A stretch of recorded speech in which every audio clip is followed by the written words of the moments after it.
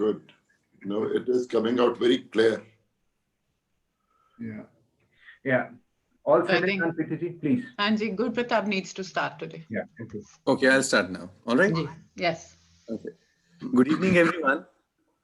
And on behalf of Mahaja House, I welcome all of you today and thank you for joining us.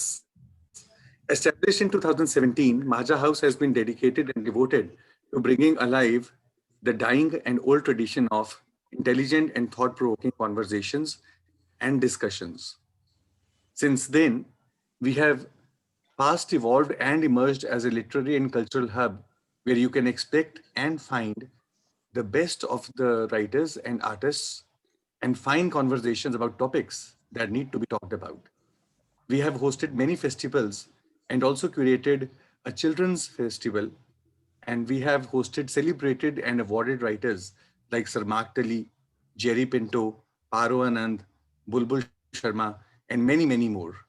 And today also, we have lined up for you a scintillating session on protest poetry.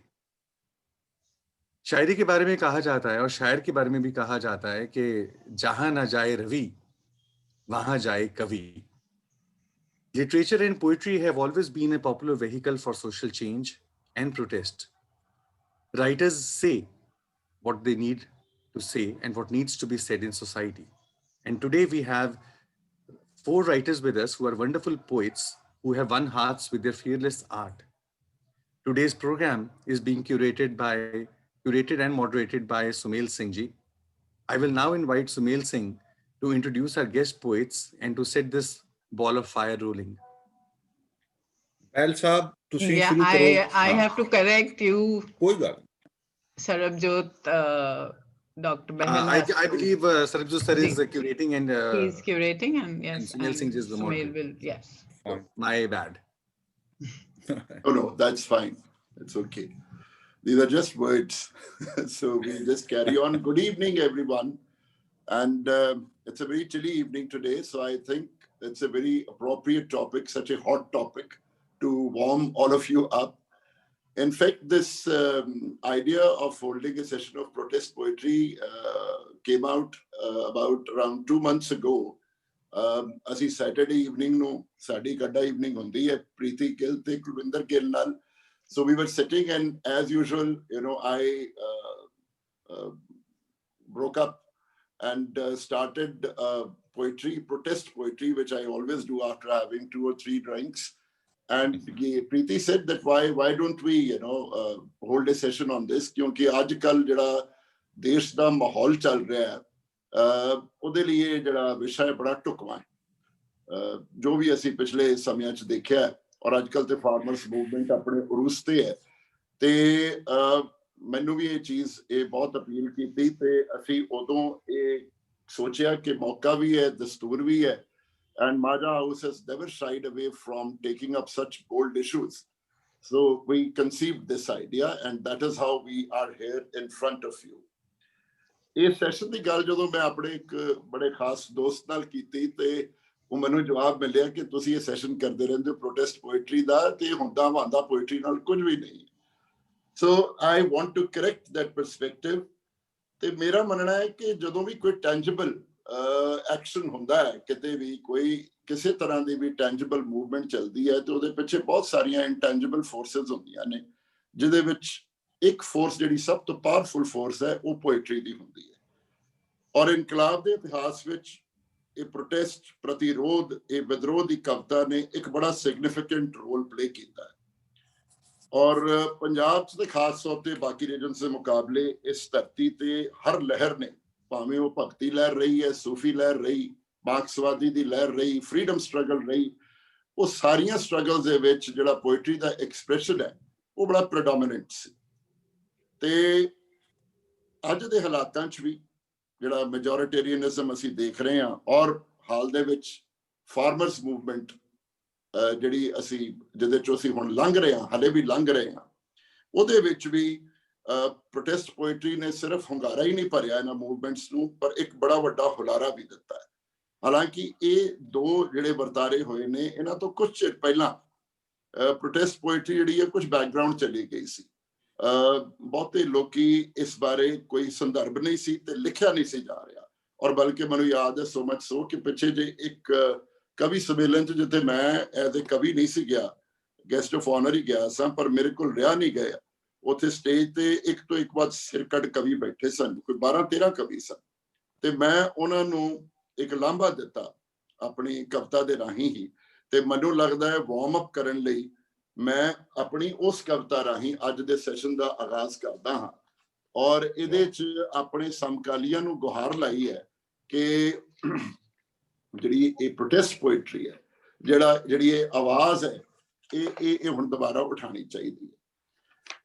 ਹੇ ਮੇਰੇ ਸਮਕਾਲੀ, ਤੇਰੀ ਸੋਚ ਨੂੰ ਲੱਗੀ ਸਿਉਂਕ ਵੇ, ਤੇਰੀ ਕਲਮ ਗਈ ਜੰਗਾਲੀ, ਤੇਰੀ ਉਂਗਲਾਂ ਨੂੰ ਹੋਇਆ ਗਠੀਆ, ਤੇਰੀ ਜੀਭ ਕਰੇ ਜੁਗਾਲੀ, ਹੋਏ ਰੰਗ ਅੱਖਰਾਂ ਦੇ ਪੇਤਲੇ, ਤੂੰ ਸਿਆਹੀ ਨਹੀਂ ਹੰਗਾਲੀ, ਤੇਰੀ ਸ਼ੈਲਫ ਤੇ ਸਜੇ ਸਨਮਾਨ ਨੇ ਤੇ ਤੇਰੀ ਕਵਿਤਾ ਵਿੱਚ ਕੰਗਾਲੀ, ਤੇਰੇ ਹਿਰਖ ਹਿਜਰ ਦੇ ਜੋ ਹਰਫ ਨੇ ਇਹ ਧੁੱਪਾਂ ਦੀ ਰੁੱਤੇ ਬਰਫ਼ ਨੇ, ਤੇਰੇ ਸ਼ਬਦਾਂ ਦੀ ਇਹ ਜਾਦੂਗਰੀ ਹੈ ਸੰਗ ਮਰਮਰੀ ਪਰ ਠਰੀ ਠਰੀ, ਹੰਬਦੀ ਕੰਬਦੀ ਤਹਿਰੀਰ ਤੇਰੀ ਹੈ ਸਹਿਮੀ ਸਹਿਮੀ ਡਰੀ ਡਰੀ, ਮੈਂ ਸੁਣਨੀ ਨਹੀਂ ਹੁਣ ਤੇਰੀ ਬਾਸੀ ਉਦਾਸੀ ਦੀ ਕਵਿਤਾ, ਸਰਕਾਰੇ ਦਰਬਾਰੇ ਨਿੰਮੋ ਝੂਣੀ ਹੱਥ ਜੋੜੀ ਦਾਸੀ ਜਈ ਕਵਿਤਾ, ਤੇਰੀ ਇਕੱਲ ਤੇਰੀ ਤਨਹਾਈ ਮੈਨੂੰ ਆਵੇ ਬੱਤ ਤੇ ਉਬਕਾਈ, ਤੇਰੀ ਇਕੱਲ ਤੇਰੀ ਤਨਹਾਈ ਮੈਨੂੰ ਆਵੇ ਬੱਤ ਤੇ ਉਬਕਾਈ, ਤੇਰੇ ਖਿਆਲਾਂ ਦੇ ਖੜ ਗਏ ਪਾਣੀ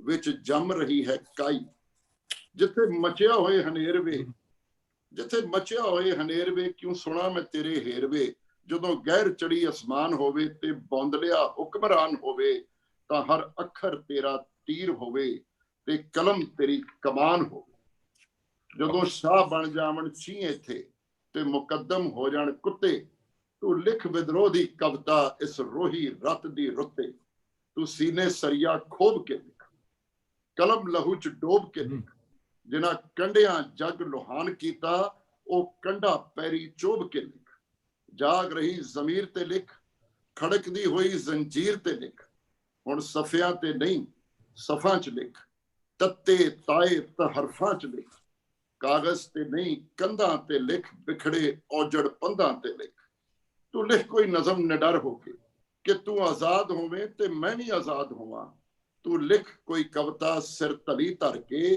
ਕਿ ਤੂੰ ਬਰਬਾਦ ਹੋਵੇਂ ਤੇ ਮੈਂ ਵੀ ਬਰਬਾਦ ਹੋਵਾਂ, ਤੇਰੀ ਇਹ ਮੌਕਲੀ ਜਈ ਮਾਸੂਮ ਕਵਿਤਾ, ਮਜਬੂਰ ਜਈ ਮਜ਼ਲੂਮ ਕਵਿਤਾ, ਤੂੰ ਆਪਣਾ ਅੰਤਰ ਫੋਲ ਕੇ ਲਿਖ, ਤੂੰ ਕੋਠੇ ਚੜ ਕੇ ਬੋਲ ਕੇ ਲਿਖ, ਤੂੰ ਆਪਣਾ ਆਪ ਰੋਲ ਕੇ ਲਿਖ, ਉਹ ਵੇਖ ਕੇ ਸੜਕਾਂ ਦੇ ਉੱਤੇ ਤੁਰੀ ਜਾਂਦੀ ਉਹ ਕਵਿਤਾ, ਉਹ ਦੇਖ ਕੇ ਗਲੀਆਂ ਬਾਜ਼ਾਰਾਂ ਵਿੱਚ ਪੈਣਾ ਪਾਉਂਦੀ ਉਹ ਕਵਿਤਾ, ਸ਼ਹਿਰ ਦੇ ਨਾਕਿਆਂ ਚੌਂਕਾਂ ਤੇ ਨਾਰੇ ਲਾਉਂਦੀ ਉਹ ਕਵਿਤਾ, ਟੁੱਟੀਆਂ ਹੱਡੀਆਂ ਪਾਟੇ ਸਿਰਾਂ ਤੇ ਲਿਖ, ਖੂੰਜੇ ਲੱਗੀਆਂ ਧਿਰਾਂ ਤੇ ਲਿਖ, ਮਾਰੂ ਥਲ ਚਾਏ ਸੈਲਾਬ ਤੇ ਲਿਖ, ਖੂਨੀ ਚਿਹੜਿਆਂ ਤੇ ਪਏ ਨਕਾਬ ਤੇ ਲਿਖ, ਰੋ ਚਾਏ ਸੂਹੇ ਸ਼ਬਾਬ ਤੇ ਲਿਖ, ਕਦੇ ਤੇ ਮੇਰੇ ਹਾਣੀਆਂ ਇਨਕਲਾਬ ਤੇ ਲਿਖ। क्या बात, वाह वाह वाह वाह, बहुत ਸ਼ੁਕਰੀਆ। क्या बात है जी। ਇਹ ਲਾਂਬੇ ਨੂੰ ਇਸ ਤੋਂ ਪਹਿਲਾਂ ਮੇਰੇ ਬਾਕੀ ਕਵੀ ਸਾਥੀ ਰਿਸਪੌਂਡ ਕਰਨ, ਉਸ ਤੋਂ ਪਹਿਲਾਂ ਮੈਂ ਇਹ ਚਾਹੁੰਦਾ ਹਾਂ ਕਿ ਮੈਂ ਜਿਹੜੇ ਅੱਜ ਦੇ ਸਾਡੇ ਸੂਤਰਧਾਰ ਨੇ ਸੁਮੇਲ ਸਿੰਘ ਸਿੱਧੂ, ਸੁਮੇਲ ਸਿੱਧੂ ਇਹ ਸੂਝ ਤੇ ਸੁਹਜ ਦਾ, ਤਰਕ ਤੇ ਭਾਵਨਾਵਾਂ ਦਾ ਤੇ ਸ਼ਿਵਮ ਸੁੰਦਰਮ ਦਾ ਸੁਮੇਲ ਬੜੀ ਖੂਬਸੂਰਤੀ ਨਾਲ ਕਰਦਾ ਹੈ, ਤੇ ਅੱਜ ਦੇ ਇਸ ਸੈਸ਼ਨ ਦਾ ਉਸ ਤੋਂ ਵਧੀਆ ਸੂਤਰਧਾਰ ਕੋਈ ਹੋਰ ਨਹੀਂ ਹੋ ਸਕਦਾ। ਇਹਦਾ ਪਿਛੋਕੜ ਤੇ ਇਹਦਾ ਸੰਦਰਭ ਦੱਸਣ ਲਈ ਵਿਦਰੋਹ ਦੀ ਕਵਿਤਾ, ਪ੍ਰਤੀਰੋਧ ਦੀ ਕਵਿਤਾ ਦਾ ਮੈਂ ਸੁਮੇਲ ਨੂੰ ਸੱਦਾ ਦੇਣਾ ਹਾਂ ਕਿ ਉਹ ਇਹ ਤੇ ਥੋੜੀ ਰੋਸ਼ਨੀ ਪਾਣ। ਓਵਰ ਟੂ ਸੁਮੇਲ ਜੀ। ਬਹੁਤ ਧੰਨਵਾਦ ਮਾਝਾ ਹਾਊਸ ਦਾ ਔਰ ਸਰਬਜੋਤ ਹੁਣਾਂ ਦੀ ਬਹੁਤ ਜ਼ਿਆਦਾ ਲਾਲੀ ਵਾਲੀ ਇੱਕ ਕਵਿਤਾ ਦਾ, ਉਹਦੀ ਸੁਰਖੀ ਦਾ, ਉਹਦੇ ਅੰਦਰ ਦੀ ਹਰਾਰਤ ਦਾ ਸਾਡੇ ਤੱਕ ਕਿਵੇਂ ਪਹੁੰਚ ਜਾਣਾ, ਇਹ ਦੱਸਦਾ ਕਿ ਉਹਨਾਂ ਦਾ ਕਲਾਮ ਸਾਡੇ ਨਾਲ ਗੱਲ ਕਰ ਗਿਆ ਹੈ। ਜਿਹੜੀ ਗੱਲ ਮੈਨੂੰ ਉਹਦੇ ਵਿੱਚ ਸਭ ਤੋਂ ਚੰਗੀ ਲੱਗੀ ਹੈ ਉਹ ਇਹ ਹੈ ਕਿ ਨਜ਼ਮ ਦੇ ਵਿੱਚ ਜਿਸ ਕਿਸਮ ਦੀ ਬੇਸਾਖਤਗੀ ਦੇ ਨਾਲ ਉਹਨਾਂ ਨੇ ਜਿਵੇਂ ਗੱਲ ਕੀਤੀ ਹੈ, ਇਹ ਸਾਰੀ ਦੀ ਸਾਰੀ ਜਿਸ ਲਹਿਜੇ ਦੇ ਵਿੱਚ ਗੱਲ ਕੀਤੀ ਹੈ, ਪ੍ਰਤੀਰੋਧ ਦੀ ਕਵਿਤਾ ਦਾ, ਨਾਬਰੀ ਦੀ ਕਵਿਤਾ ਦਾ, ਰੈਜ਼ਿਸਟੈਂਸ ਜਾਂ ਪ੍ਰੋਟੈਸਟ ਦੀ ਕਵਿਤਾ ਦਾ ਇਹ ਇੱਕ ਮੁਹਾਵਰਾ ਸਾਡਾ ਪੰਜਾਬੀਆਂ ਦਾ ਬਹੁਤ ਪਛਾਣਿਆ ਹੋਇਆ ਮੁਹਾਵਰਾ ਹੈ। ਔਰ ਇਸ ਦੇ ਵਿੱਚ ਇੱਕ ਬੜੀ, ਜਿਵੇਂ ਇਹਨਾਂ ਨੇ ਵੀ ਆਪਣੇ ਸਮਕਾਲੀ ਕਵੀਆਂ ਨੂੰ ਸੰਬੋਧਨ ਕੀਤਾ ਹੈ, ਉਹਨਾਂ ਨੂੰ ਐਡਰੈਸ ਕੀਤਾ ਹੈ, ਸਾਡੇ ਵਿੱਚ ਵੀ ਜੇ ਧਿਆਨ ਦੇ ਨਾਲ ਦੇਖੋ ਤਾਂ ਪੰਜਾਬੀ ਦੇ ਵਿੱਚ ਜਿਹੜੀ ਜਿੱਥੋਂ ਸ਼ੁਰੂ ਹੁੰਦੀ ਹੈ ਗੱਲਬਾਤ, ਉੱਥੇ ਸੰਬੋਧਨ ਕਿੱਥੇ ਕੀਤਾ ਜਾ ਰਿਹਾ ਹੈ, ਐਡਰੈਸ ਕਿਸ ਨੂੰ ਕਰ ਰਹੇ ਨੇ। ਮੈਂ ਗੁਰੂ ਨਾਨਕ ਸਾਹਿਬ ਦਾ ਨਾਮ ਲੈਣਾ ਪਹਿਲਾਂ। ਆਪਾਂ ਬਾਬਰ ਬਾਣੀ ਨੂੰ ਯਾਦ ਕਰੀਏ ਕਿ ਬਾਬਰ ਦਾ ਹਮਲਾ ਹੋਇਆ ਔਰ ਗੁਰੂ ਨਾਨਕ ਸਾਹਿਬ ਜਿਵੇਂ ਲਾਲੋ ਨੂੰ ਗੱਲ ਸੁਣਾ ਕੇ ਉਹਦੇ ਨਾਲ ਗੱਲ ਕਰ ਰਹੇ ਨੇ, ਸੰਬੋਧਨ ਕਿਵੇਂ ਕਰ ਰਹੇ ਨੇ, ਔਰ ਸ਼ਬਦ ਕਿਹੜੇ ਆਉਂਦੇ ਨੇ ਕਿ ਪਾਪ ਕੀ ਜੰਜ ਲੈ ਕਾਬਲੋਂ ਢਾਇਆ, ਜ਼ੋਰੀ ਮੰਗੈ ਦਾਨ ਵੇ ਲਾਲੋ। ਔਰ ਇਸ ਲਿਹਾਜ਼ ਦੇ ਨਾਲ ਬਾਬਰ ਬਾਣੀ ਦੇ ਵਿੱਚ ਰੱਬ ਨੂੰ ਵੀ ਔਰ ਇਹਨਾਂ ਆਕਾਵਾਂ ਨੂੰ ਵੀ ਜਿਸ ਰਾਜਨੀਤਿਕ ਸੁਰ ਦੇ ਵਿੱਚ ਗੁਰੂ ਨਾਨਕ ਸਾਹਿਬ ਨੇ ਲਾਹਨਤਾਂ ਵੀ ਪਾਈਆਂ ਨੇ, ਆਪਣਾ ਗਿਲਾ ਰੱਖਿਆ ਹੈ, ਆਪਣਾ ਰੋਹ ਤੇ ਰੋਸ ਉੱਥੇ ਰੱਖਿਆ ਹੈ, ਉਹ ਪੰਜਾਬੀ ਸ਼ਾਇਰੀ ਦੀ ਇੱਕ ਬਹੁਤ ਵੱਡੀ ਅਮਾਨਤ ਹੈ। ਵਾਰ-ਵਾਰ ਸਾਡੀ ਕਵਿਤਾ, ਸਾਡਾ ਸਾਹਿਤ ਇਸ ਬਾਬਰ ਬਾਣੀ ਦੇ ਵੱਲ ਵਾਪਸ ਜਾਂਦਾ ਹੈ, ਉਹਨੂੰ ਆਪਣੇ ਦੌਰ ਦੇ ਵਿੱਚ ਦੁਬਾਰਾ ਤੋਂ ਸਮਝਦਾ ਹੈ। ਤੇ ਅੱਜ ਵੀ ਜਿਹੜੇ ਹਵਾਲੇ ਇਹਨਾਂ ਨੇ ਗੁਰੂ ਨਾਨਕ ਸਾਹਿਬ ਦੀ ਬਾਣੀ ਦੇ ਵਿੱਚੋਂ ਜਿਹੜੇ ਬਹਿਲ ਸਾਹਿਬ ਨੇ ਆਪਣੀ ਇਸ ਖੂਬਸੂਰਤ ਕਵਿਤਾ ਦੇ ਵਿੱਚ ਦਿੱਤੇ ਨੇ, ਜਿੱਥੇ ਕਿ ਗੁਰੂ ਨਾਨਕ ਸਾਹਿਬ ਦੀ ਇਹ ਗੱਲ ਕਿ ਰਾਜੇ ਸ਼ੀ ਮੁਕੱਦਮ ਕੁੱਤੇ ਜਾਏ ਜਗਾਇਣ ਬੈਠੇ ਸੁੱਤੇ, ਉਸ ਲਹਿਜੇ ਦੇ ਵਿੱਚ ਗੁਰੂ ਨਾਨਕ ਸਾਹਿਬ ਦੇ ਉਸ ਉਚਾਰ ਨੂੰ ਆਪਣੀ ਸ਼ਾਇਰੀ ਦੇ ਵਿੱਚ ਇਹਨਾਂ ਨੇ ਜਿਵੇਂ ਨਿਭਾ ਕੇ ਆਪਣਿਆਂ ਲੋਕਾਂ ਨੂੰ ਜਿਵੇਂ ਇਹ ਗੱਲ ਆਖੀ ਹੈ ਕਿ ਇਹਨਾਂ ਨੂੰ ਜਗਾਉਣ ਵਾਲੀ ਜਿਹੜੇ ਇਹ ਸੁੱਤੇ ਪਏ ਨੇ, ਇਹ ਸ਼ਾਇਰੀ ਸਾਡੇ ਕੋਲ ਹੋਣੀ ਚਾਹੀਦੀ ਹੈ। ਮੇਰੇ ਮੁਤਾਬਕ ਸੂਤਰਧਾਰ ਇਹਨਾਂ ਨੇ ਵੈਸੇ ਮੈਨੂੰ ਆਖਿਆ, ਸੂਤਰਧਾਰ ਇਹਨਾਂ ਦੀ ਇਸ ਸੈਸ਼ਨ ਦੀ ਜੋ ਕਵਿਤਾ ਇਹਨਾਂ ਨੇ ਪੜ੍ਹੀ ਹੈ, ਆਪਾਂ ਇਹਦੀ ਪੈੜ ਦੇ ਵਿੱਚ ਪੈਰ ਰੱਖ ਰੱਖ ਕੇ ਇਹ ਵੇਖਦੇ ਹਾਂ ਕਿ ਅਗਲਾ ਸਮਾਂ ਇਹਦੀ ਸੰਗਤ ਦੇ ਵਿੱਚ ਸਾਡਾ ਕਿਵੇਂ ਗੁਜ਼ਰਦਾ। ਇਹ ਇੱਕ ਗੱਲ। ਦੂਜੀ ਗੱਲ, ਜਦੋਂ ਆਪਾਂ ਗੁਰੂ ਨਾਨਕ ਸਾਹਿਬ ਤੋਂ ਰਵਾਇਤ ਤੋਂ ਜਦੋਂ ਸ਼ੁਰੂ ਕਰਦੇ ਹਾਂ ਤਾਂ ਅਗਲੀ ਜਿਹੜੀ ਗੱਲ ਆਉਂਦੀ ਹੈ ਕਿ ਉਹਨਾਂ ਨੇ ਆਪਣੀਆਂ ਜਿਹੜੀਆਂ ਜ਼ੁਬਾਨਾਂ ਸਨ ਵਿਹਾਰ ਦੀਆਂ, ਤਰੱਕੀ ਦੀਆਂ, ਫਾਰਸੀ ਦੀਆਂ, ਅਰਬੀ, ਸੰਸਕ੍ਰਿਤ, ਬ੍ਰਜ ਦੀਆਂ, ਇਹਨੂੰ ਛੱਡ ਕੇ, ਉਸ ਤੋਂ ਪਹਿਲਾਂ ਬਾਬਾ ਫਰੀਦ ਨੇ ਫਾਰਸੀ ਤੇ ਅਰਬੀ ਨੂੰ ਛੱਡ ਕੇ ਆਪਣੇ ਲੋਕਾਂ ਦੀ ਗੱਲ ਕਰਨੀ ਹੈ, ਉਹਨਾਂ ਦੀ ਜ਼ੁਬਾਨ ਦੇ ਵਿੱਚ ਕਰਨੀ ਹੈ, ਔਰ ਆਪਣੀ ਗੱਲ ਨੂੰ ਇਉਂ ਕਰਨਾ ਹੈ ਕਿ ਇਹ ਲੋਕ ਉਹਦੇ ਹਿੱਸੇਦਾਰ ਹੋ ਸਕਣ, ਉਹਨੂੰ ਸਮਝ ਸਕਣ, ਉਹਦੇ ਨਾਲ ਖੇਡ ਸਕਣ, ਉਹਦੇ ਨਾਲ ਰਚ ਸਕਣ ਤੇ ਅੱਗੇ ਚੱਲ ਸਕਣ।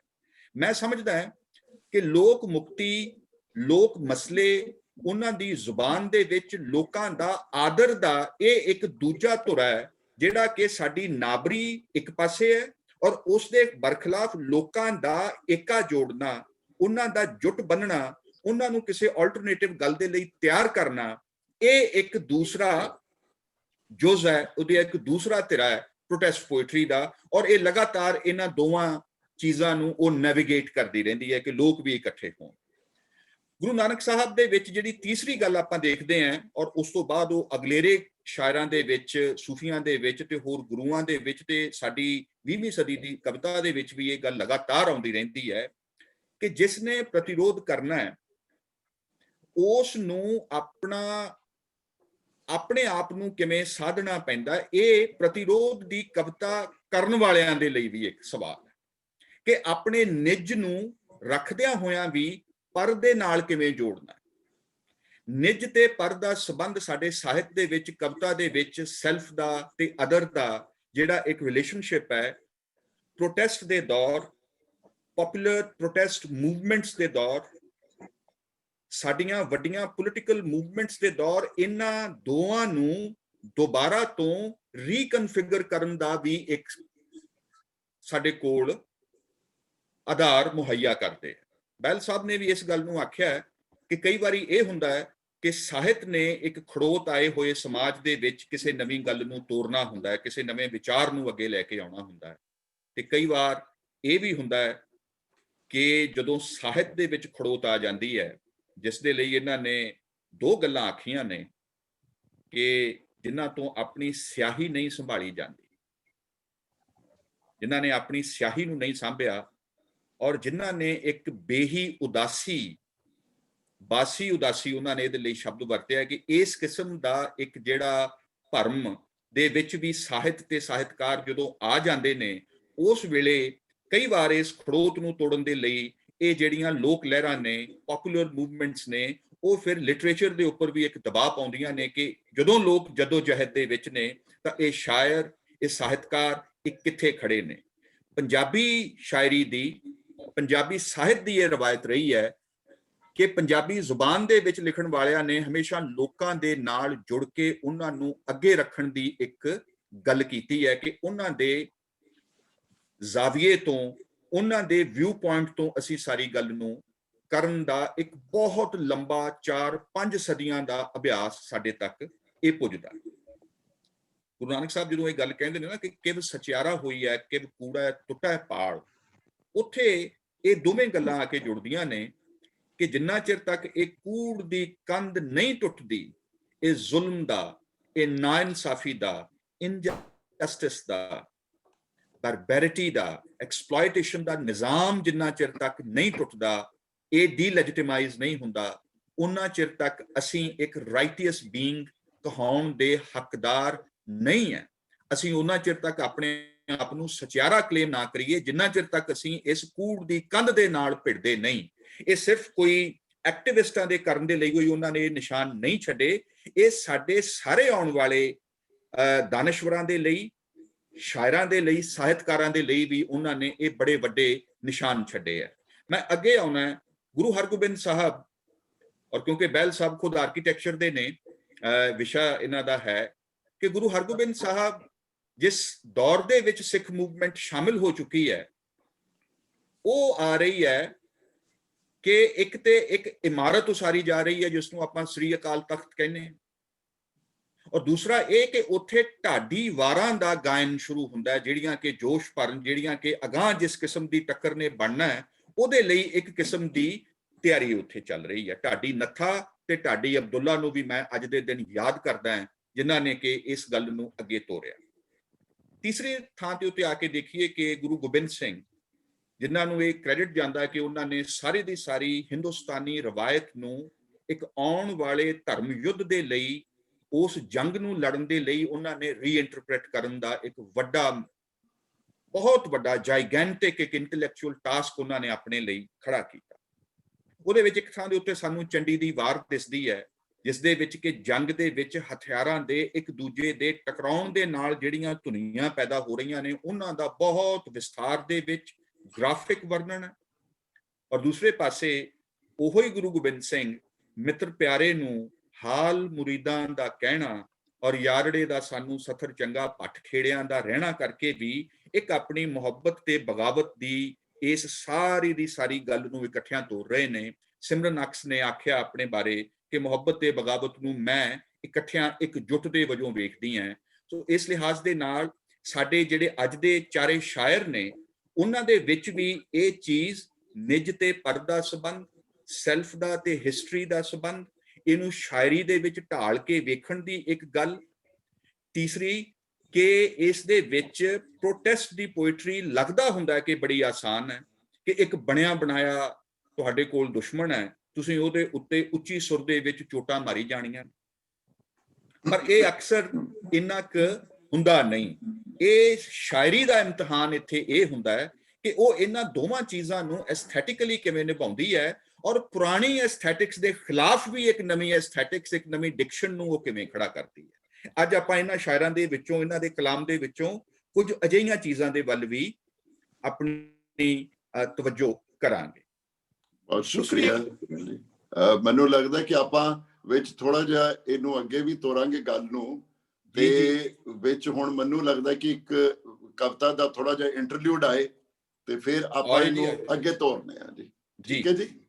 ਤੁਹਾਡੀ ਇਸ ਗੱਲ ਦੇ ਵਿੱਚ ਥੋੜਾ ਜਿਹਾ ਇੰਟਰਲੂਡ ਲੈ ਕੇ ਮੈਨੂੰ ਲੱਗਦਾ ਕਿ ਜੋ ਸੁਮੇਲ ਹੋਰਾਂ ਨੇ ਭੂਮਿਕਾ ਬੰਨੀ ਹੈ, ਕਿਉਂਕਿ ਇਹਨਾਂ ਨੇ ਅੱਗੋਂ ਵੀ ਗੱਲ ਕਰਨੀ ਹੈ ਹਲੇ ਸੈਸ਼ਨ ਦੇ ਦੌਰਾਨ, ਤੇ ਅਸੀਂ ਚਾਹੁੰਦੇ ਹਾਂ ਕਿ ਜੋ ਗੱਲ ਇਹਨਾਂ ਨੇ ਭੂਮਿਕਾ ਬੰਨੀ ਹੈ ਉਹਦੇ ਤੇ ਕੋਈ ਥੋੜੀ ਬਹੁਤ ਵਿੱਚ ਜਿਹੜਾ ਇੰਟਰਲੂਡ ਆ ਜਾਏ ਤੇ ਸਾਨੂੰ ਕਵਿਤਾ ਵੀ ਸੁਣਨ ਨੂੰ ਮਿਲੇ।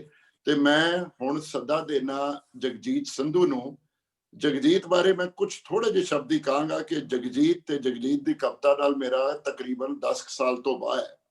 ਜਗਜੀਤ ਮੇਰੀ ਜਾਚੇ ਇੱਕ ਉਸਤਾਦ ਸ਼ਾਇਰ ਵੀ ਹੈ ਤੇ ਇੱਕ ਸ਼ਾਗਿਰਦ ਸ਼ਾਇਰ ਵੀ ਹੈ, ਆਪੇ ਕੁਰਚੇਲਾ। ਜਗਜੀਤ ਦੀ ਕਵਿਤਾ ਦਾ ਆਰਕੀਟੈਕਚਰ ਜਿਹੜਾ ਬੜਾ ਇੰਟਰੀਗਿੰਗ ਹੈ। ਇਹ ਮੈਨੂੰ ਲੱਗਦਾ ਹੁੰਦਾ ਕਿ ਉਹਦੀਆਂ ਕਵਿਤਾ ਦੀਆਂ ਸਤਰਾਂ ਜਿਹੜੀਆਂ ਇਹ ਅੰਮ੍ਰਿਤਸਰ ਦੇ ਅੰਦਰੂਨ ਸ਼ਹਿਰ ਦੀਆਂ ਜਿਹੜੀਆਂ ਵਲਵਲੇਵੀਆਂ ਗਲੀਆਂ ਨੇ ਨਾ, ਭੁੱਲ ਭੁਲਈਆਂ, ਉਹਨਾਂ ਵਰਗਾ। ਤੇ ਇਹ ਬੜਾ ਇੰਟ੍ਰਿਕੇਟ ਹੈ ਤੇ ਇੰਟਰਸਟਿੰਗ ਹੈ। ਹਰ ਮੋੜ ਤੇ ਇਹ ਕਿਸੇ ਨਵੇਂ ਮੁਹਾਵਰੇ ਦਾ ਸਰਪ੍ਰਾਈਜ਼ ਐਲੀਮੈਂਟ ਸਾਹਮਣੇ ਆਉਂਦਾ ਹੈ, ਜਿਸ ਚੋਂ ਕਈ ਵਾਰੀ ਤੇ ਲੱਗਦਿਆਂ ਲੱਗਦਾ ਕਿ ਬੰਦਾ ਗਵਾਚ ਜਾਏਗਾ, ਪਰ ਉਸ ਜਰਨੀ ਦੇ ਅਖੀਰ ਵਿੱਚ ਯਕਦਮ ਤੁਹਾਨੂੰ ਹਰਮੰਦਰ ਦੇ ਦਰਸ਼ਨ ਹੁੰਦੇ ਨੇ। ਇਹ ਆਰਕੀਟੈਕਚਰ ਹੈ ਜਗਜੀਤ ਦੀ poetry the.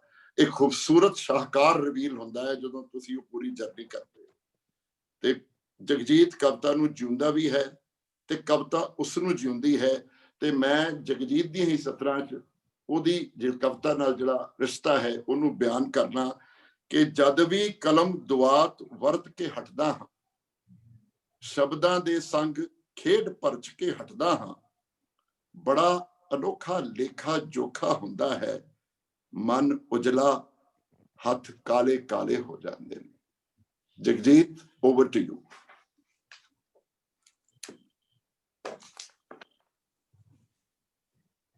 Jagjit Jagjit ji please ਤੁਸੀਂ ਆਪਣੀ ਕਵਿਤਾ ਨਾਲ ਸਾਨੂੰ ਸਰਾਬੋਰ ਕਰੋ। ਜੀ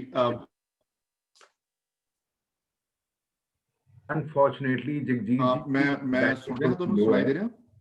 ਹਾਂਜੀ ਹਾਂਜੀ ਓਕੇ। ਹਾਂਜੀ, ਮੈਂ ਗੱਲ ਕਰ ਰਿਹਾ ਸੀ ਕਿ ਸੁਮੇਲ ਹਮੇਸ਼ਾ ਮੈਨੂੰ ਰੀਸੈਟ ਕਰਦਾ ਜਦੋਂ ਵੀ ਮਿਲਦਾ। ਅੱਜ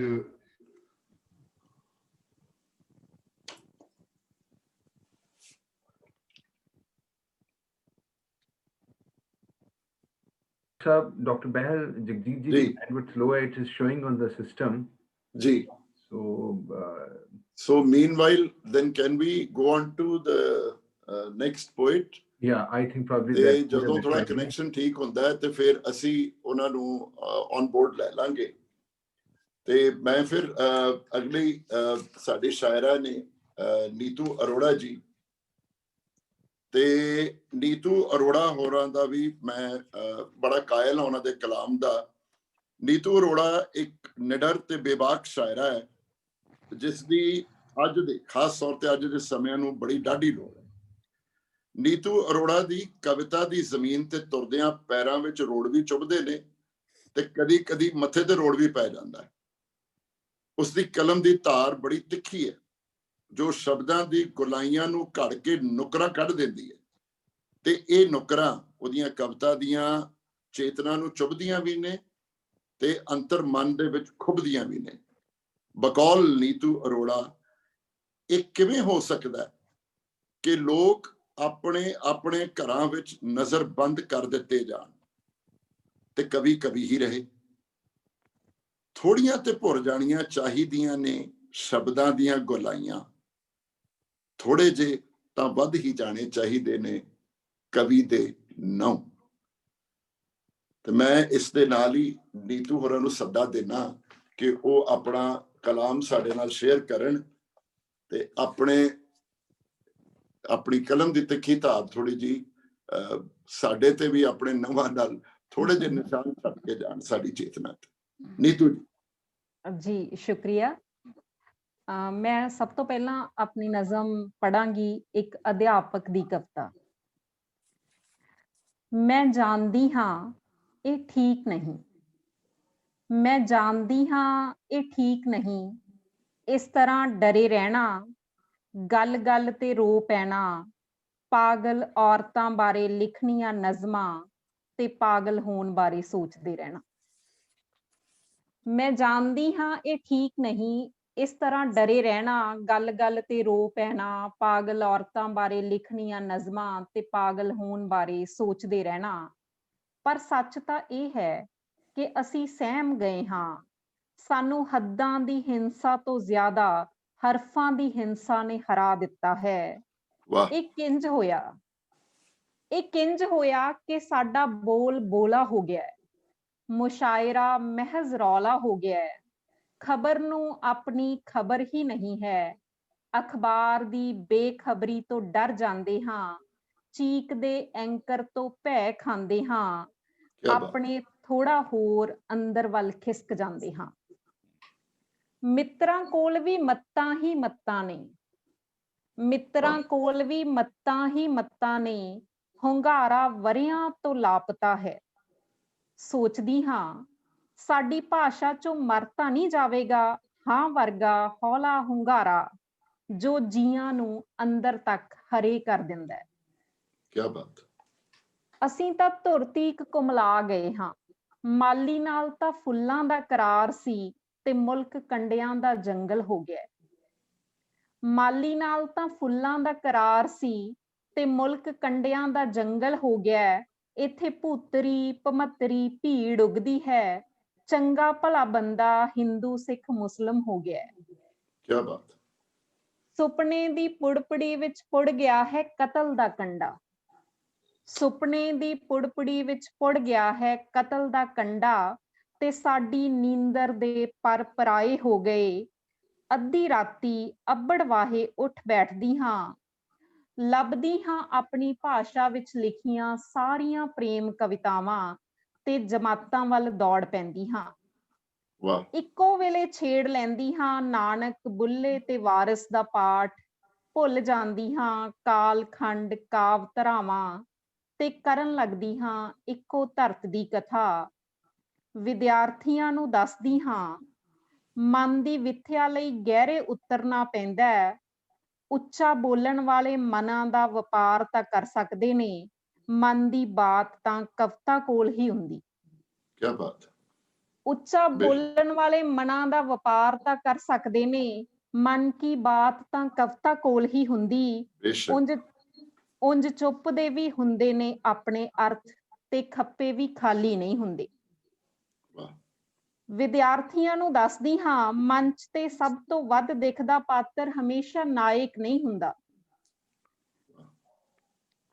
ਚੰਗੀ ਕਥਾ ਦੇ ਪਾਤਰ ਕਰ ਦਿੰਦੇ ਨੇ ਕਥਾਕਾਰ ਖਿਲਾਫ ਬਗਾਵਤ। ਇਹ ਵੀ ਦੱਸਦੀ ਹਾਂ ਕਿ ਚੰਗੀ ਕਥਾ ਦੇ ਪਾਤਰ ਕਰ ਦਿੰਦੇ ਨੇ ਕਥਾਕਾਰ ਖਿਲਾਫ ਬਗਾਵਤ, ਤੇ ਕਹਾਣੀ ਪਲਟ ਜਾਂਦੀ ਹੈ।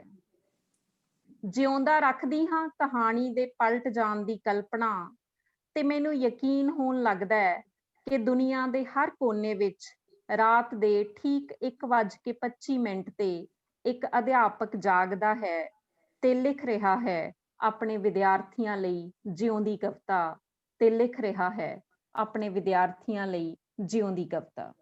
ਵਾਹ ਵਾਹ, ਵਾਕਈ ਸਾਹ ਲੈਂਦੀ ਜਿਉਂਦੀ ਕਵਿਤਾ ਸੀ। ਤੇ ਨੀਤੂ ਜੀ ਤੁਸੀਂ ਜਾਰੀ ਰੱਖੋ ਆਪਣਾ ਕਲਾਮ। ਜੀ ਜੀ ਸ਼ੁਕਰੀਆ ਜੀ। ਇੱਕ ਹੋਰ ਨਜ਼ਮ ਮੈਂ ਸਾਂਝਾ ਕਰਦੀ ਹਾਂ। ਆਪਣੇ ਆਪ ਨੂੰ ਜਿਉਂਦਾ ਰੱਖੋ। ਜੰਗਲ ਜਦੋਂ ਅਜੰਗਲ ਹੋਣ ਵੱਲ ਵਧੇ, ਜੰਗਲ ਜਦੋਂ ਅਜੰਗਲ ਹੋਣ ਵੱਲ ਵਧੇ, ਪਹਿਲਾ ਪੱਥਰ ਔਰਤ ਦੀ ਦੇਹ ਤੇ ਟਿਕਿਆ। ਪਹਿਲਾ ਪੱਥਰ ਔਰਤ ਦੀ ਦੇਹ ਤੇ ਟਿਕਿਆ, ਪਹਿਲਾ ਦਾਗ ਉਸਦੇ ਦਿਲ ਤੇ ਲੱਗਿਆ। ਉਦੋਂ ਤੋਂ ਅੱਖ ਵਿੱਚ ਇੱਕ ਸਦੀਵੀ ਹੰਝੂ ਲਟਕਦਾ ਹੈ। ਜਦੋਂ ਪਹਿਲੀ ਵਾਰ ਮਾਂ ਬਣੀ, ਹੰਝੂ ਸਮੇਤ ਹੱਸ ਪਈ ਤੇ ਹੋ ਗਈ ਚੰਗੀ ਭਲੀ ਪਾਗਲ। ਜਦੋਂ ਪਹਿਲੀ ਵਾਰ ਮਾਂ ਬਣੀ, ਹੰਝੂ ਸਮੇਤ ਹੱਸ ਪਈ ਤੇ ਹੋ ਗਈ ਚੰਗੀ ਭਲੀ ਪਾਗਲ, ਉਦੋਂ ਤੋਂ ਸਾਰਾ ਸੰਸਾਰ ਪਾਗਲਖਾਨਾ ਹੈ। ਉਦੋਂ ਤੋਂ ਸਾਰਾ ਸੰਸਾਰ ਪਾਗਲਖਾਨਾ ਹੈ। ਮੇਰੀ ਮਦਦ ਕਰੋ, ਜੰਗਲ ਗਵਾਚ ਗਿਆ ਹੈ, ਅਜੰਗਲ ਵਿੱਚ ਤੜਪਦੇ ਪੰਛੀਆਂ ਦੀਆਂ ਚੀਕਾਂ ਸੁਣਦੀਆਂ। ਤੁਹਾਡੀ ਕਵੀ ਸਿਰਫ ਗੱਲਾਂ ਕਰਨ ਵਾਲੀ ਨਾ ਤੁਹਾਨੂੰ ਬਚਾ ਸਕਦੀ ਹੈ ਨਾ ਆਪਣੇ ਆਪ ਨੂੰ, ਤੇ ਤੁਹਾਡੀ ਕਵੀ ਸਿਰਫ ਗੱਲਾਂ ਕਰਨ ਵਾਲੀ ਨਾ ਤੁਹਾਨੂੰ ਬਚਾ ਸਕਦੀ ਹੈ ਨਾ ਆਪਣੇ ਆਪ ਨੂੰ। ਜ਼ਿੰਦਗੀ ਹੱਸਦੇ ਹੰਝੂ ਵਿੱਚ ਕੈਦ ਹੈ, ਇੱਕ ਪਾਸੇ ਸੰਖ ਬੋਲਦੇ ਨੇ, ਦੂਜੇ ਪਾਸੇ ਉਦਾਸੀ। ਇੱਕ ਪਾਸੇ ਸੰਖ ਬੋਲਦੇ ਨੇ, ਦੂਜੇ ਪਾਸੇ ਉਦਾਸੀ। ਤੁਹਾਡੀ ਮਦਦ ਚਾਹੁੰਦੀ ਹਾਂ, ਕੋਈ ਸਾਹ ਭੇਜੋ, ਕੋਈ ਸੁਨੇਹਾ ਲਿਖੋ। ਕੋਈ ਸਾਹ ਭੇਜੋ, ਕੋਈ ਸੁਨੇਹਾ ਲਿਖੋ। ਜਿਉਂਦੇ ਰਹਿਣ ਵਿੱਚ ਆਪਣੀ ਮਦਦ ਕਰੋ, ਜਿਉਂਦੇ ਰਹਿਣ ਵਿੱਚ ਆਪਣੀ ਮਦਦ ਕਰੋ।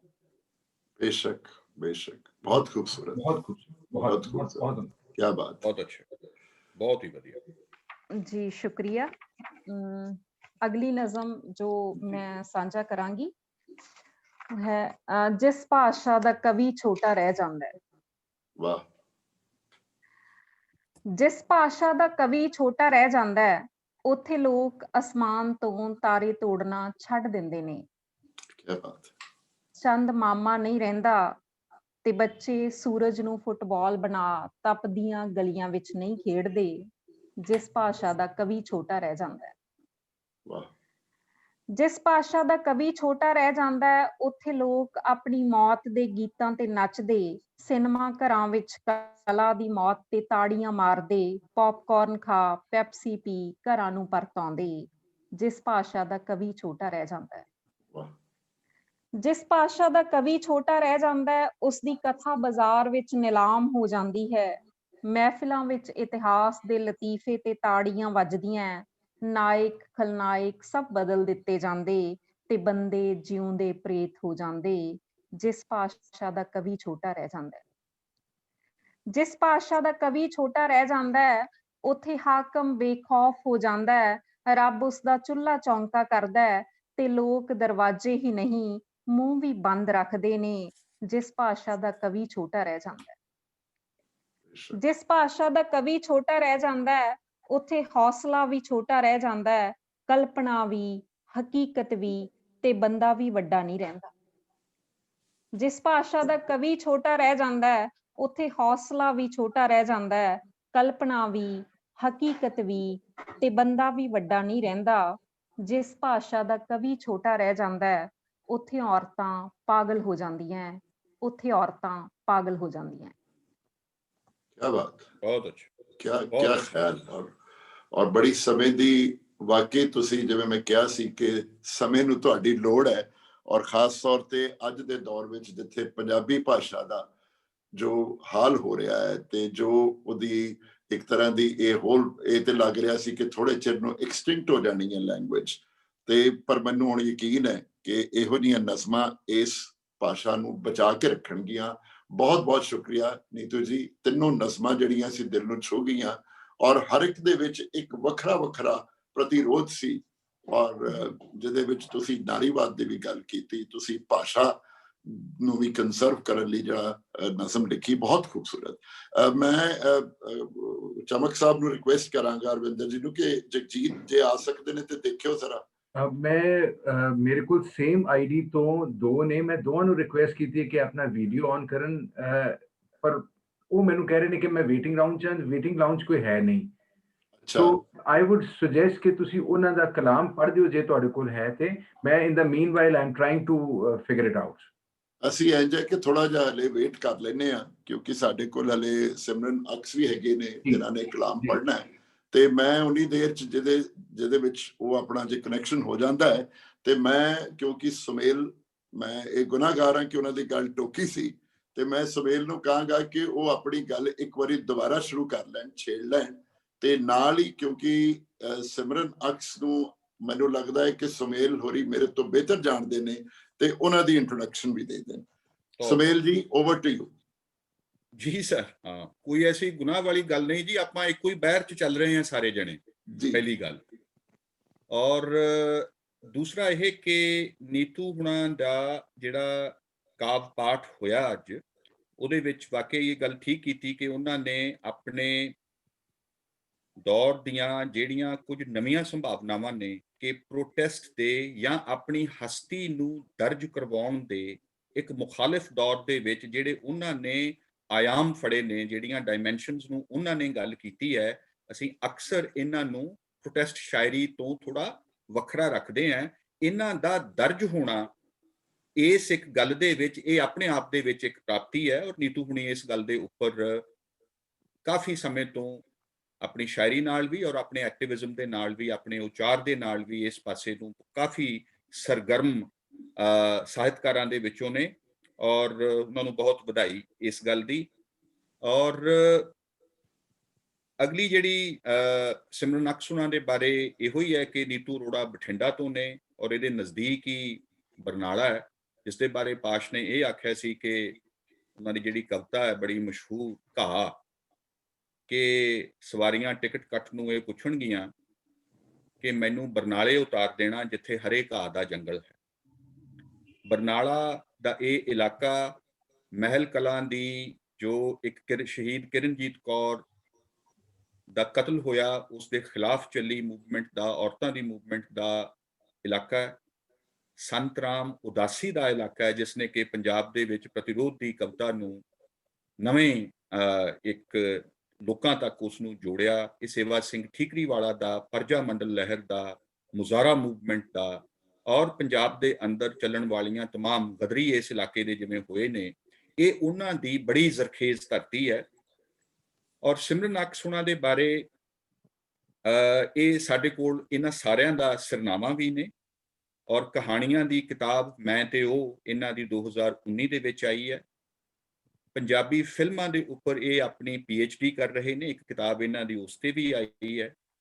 ਔਰ ਮੈਂ ਜਿਵੇਂ ਪਹਿਲਾਂ ਜ਼ਿਕਰ ਕੀਤਾ ਕਿ ਮੁਹੱਬਤ ਤੇ ਬਗਾਵਤ ਦੇ ਜਿਹੜੇ ਦੋ ਵੱਡੇ ਜਜ਼ਬੇ ਨੇ ਮਨੁੱਖ ਦੇ, ਉਹਨਾਂ ਨੂੰ ਜੋੜ ਕੇ ਚੱਲਣ ਵਾਲੀ ਗੱਲ, ਜਿਵੇਂ ਨੀਤੂ ਹੁਣਾਂ ਨੇ ਨਾਨਕ, ਬੁੱਲਾ ਤੇ ਵਾਰਿਸ ਦੀ ਗੱਲ ਨੂੰ ਇਹ ਆਖਿਆ ਕਿ ਇਹ ਵੱਖ-ਵੱਖ ਧਾਰਾਵਾਂ ਦੀ ਗੱਲ ਨਹੀਂ ਹੈ, ਇਸ ਧਰਤੀ ਦੇ ਨਾਲ ਮੋਹ ਦੀ ਗੱਲ ਹੈ।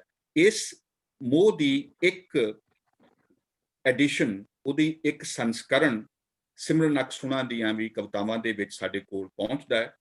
ਔਰ ਇਹ ਜਿਹੜੀ ਇੱਕ ਖਾਲਸ ਪੰਜਾਬੀ ਰਵਾਇਤ ਹੈ, ਮੁਹੱਬਤ ਤੇ ਬਗਾਵਤ ਨੂੰ ਇਕੱਠਿਆਂ ਦੇਖਣ ਵਾਲੀ, ਉਸ ਦੀ ਤਰਜਮਾਨੀ ਇਹ ਸਾਡੇ ਕੋਲ ਕਿਵੇਂ ਕਰਦੇ ਹੈ। ਇੱਕ ਨੁਕਤਾ ਜੋ ਮੈਨੂੰ ਇਹਨਾਂ ਦੀਆਂ ਕਵਿਤਾਵਾਂ ਦੇ ਵਿੱਚੋਂ ਲੱਗਿਆ, ਜੋ ਸਮਝ ਆਇਆ, ਕਿ ਜਿਹੜੀ ਇੱਕ ਇਹਨਾਂ ਦੀ ਮੈਂ ਹੈ, ਉਹ ਇੱਕ ਬਹੁਤ ਹੀ ਇਸ਼ਕ ਦੇ ਵਿੱਚ ਸਿਦਕਵਾਨ ਧਿਰ ਦੀ ਮੈਂ ਹੈ।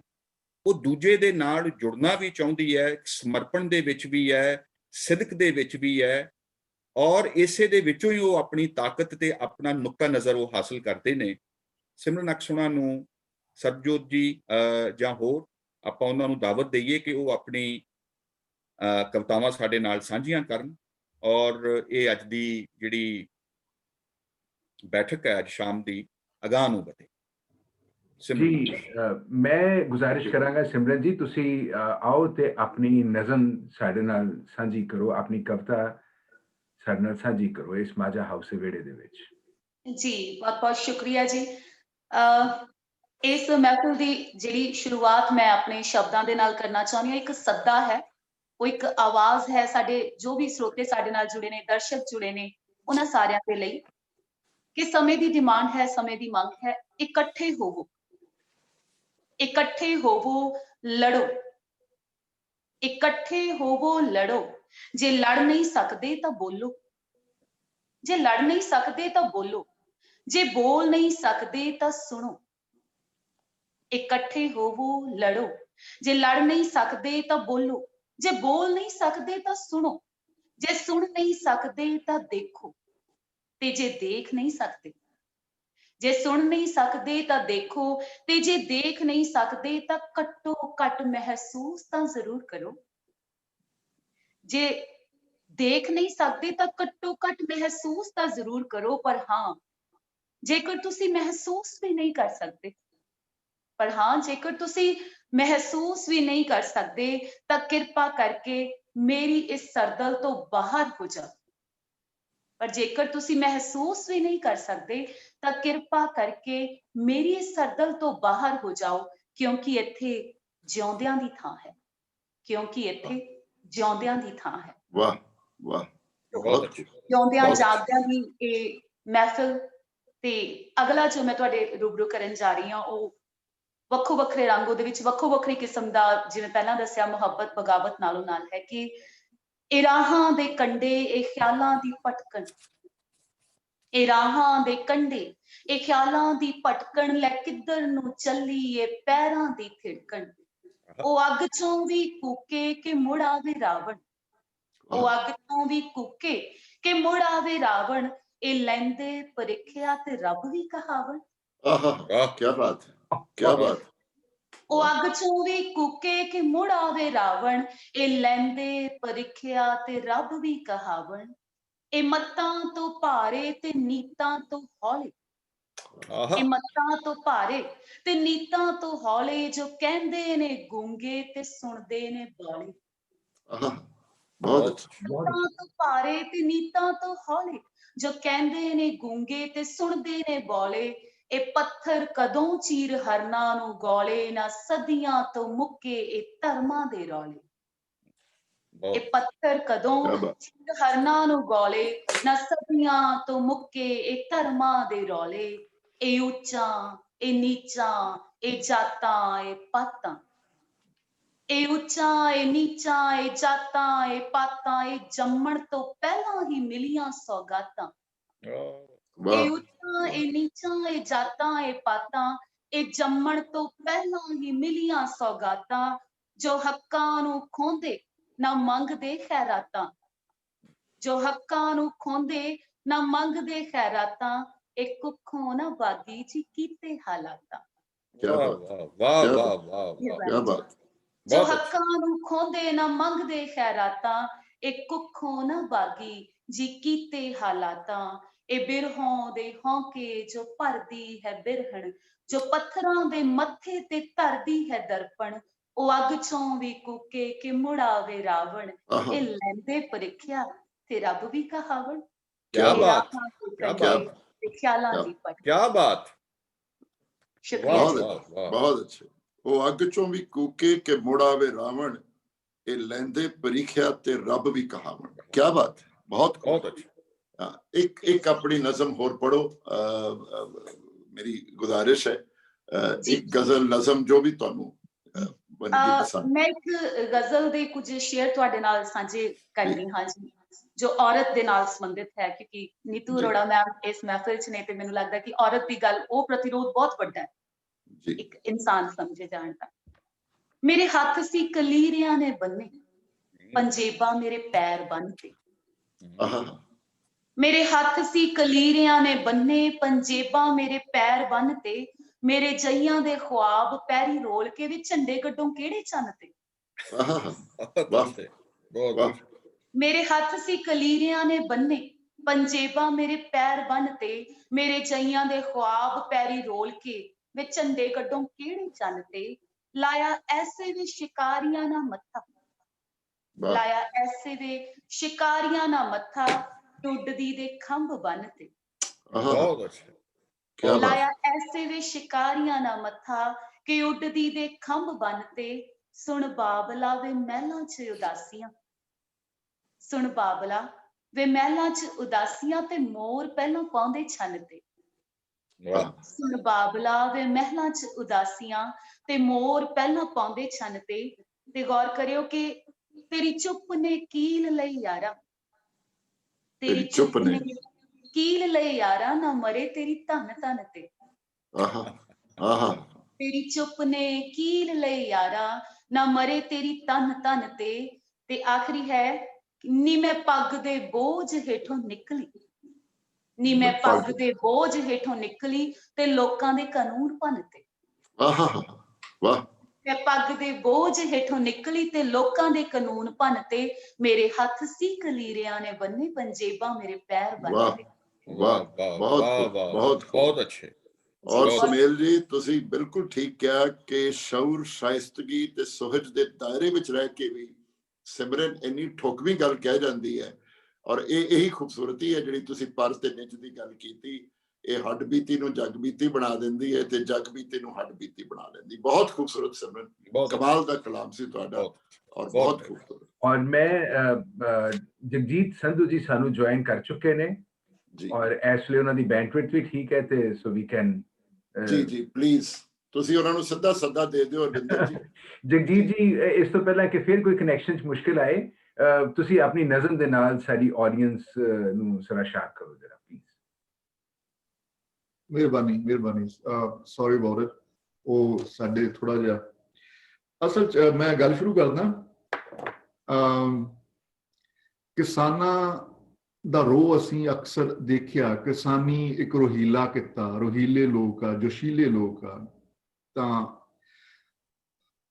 ਪੰਜਾਬੀ ਪੋਇਟਰੀ ਵਿੱਚ ਨਾ ਇੱਕ ਜਿੱਥੇ ਮੈਂ ਜਿੰਨੀ ਕੁ ਮੈਂ ਇਹਨੂੰ ਦੇਖਿਆ ਕਿ ਇਹਦੇ ਵਿੱਚ एक किसानी का एक ना बड़ा मार्मिक पंख आ जिथे वो बड़ा दुखदाई है। वो पीड़ नूं बहुत महसूस करता, रौला नहीं पाउंदा, वो बैठ के महसूस करता ते बैठा बैठा इन्ना महसूस करता भी वो जहर पी लेंदा। सो वो जिहड़ा मरम आ ਉਹਨੂੰ ਕੰਪੈਸ਼ਨ ਨਾਲ ਵੀ ਵੇਖਣ ਦੀ ਜ਼ਰੂਰਤ ਆ। ਉਹਨੂੰ ਇੱਕ ਮਰਮ ਨੂੰ ਉਸ ਪੀੜ ਨੂੰ ਇੱਕ ਕੰਪੈਸ਼ਨ ਨਾਲ ਇੱਕ ਵੱਖਰੀ ਤਰੀਕੇ ਦੇ ਅਹਿਸਾਸ ਨਾਲ ਵੇਖਣ ਦੀ ਲੋੜ ਆ। ਮੈਂ ਕਿਸਾਨ ਕਥਾ ਵੱਖੋ ਵੱਖਰੇ ਤਰੀਕਿਆਂ ਨਾਲ ਤੇ ਉਹਨਾਂ ਸਮੱਸਿਆਵਾਂ ਨਾਲ ਵੇਖਣ ਲਈ ਇੱਕ ਕਿਸਮ ਦੀ ਲੜੀ ਸ਼ੁਰੂ ਕੀਤੀ ਹੋਈ ਸੀ। ਇਹ ਕੋਈ ਪਿਛਲੇ ਕਈ ਸਾਲਾਂ ਤੋਂ ਮੈਂ ਸ਼ੁਰੂ ਕੀਤੀ ਆ, ਪਰ ਇਸ ਸੰਦਰਭ ਵਿੱਚ ਹੋਰ ਵੀ ਰੈਲੇਵੈਂਟ ਹੋ ਜਾਂਦੀ ਆ। ਤਾਂ ਮੈਂ ਉਹ ਸ਼ੁਰੂ ਕਰਦਾ ਆਪਣੀ ਕਵਿਤਾਵਾਂ ਕਿਸਾਨ ਕਥਾ 1।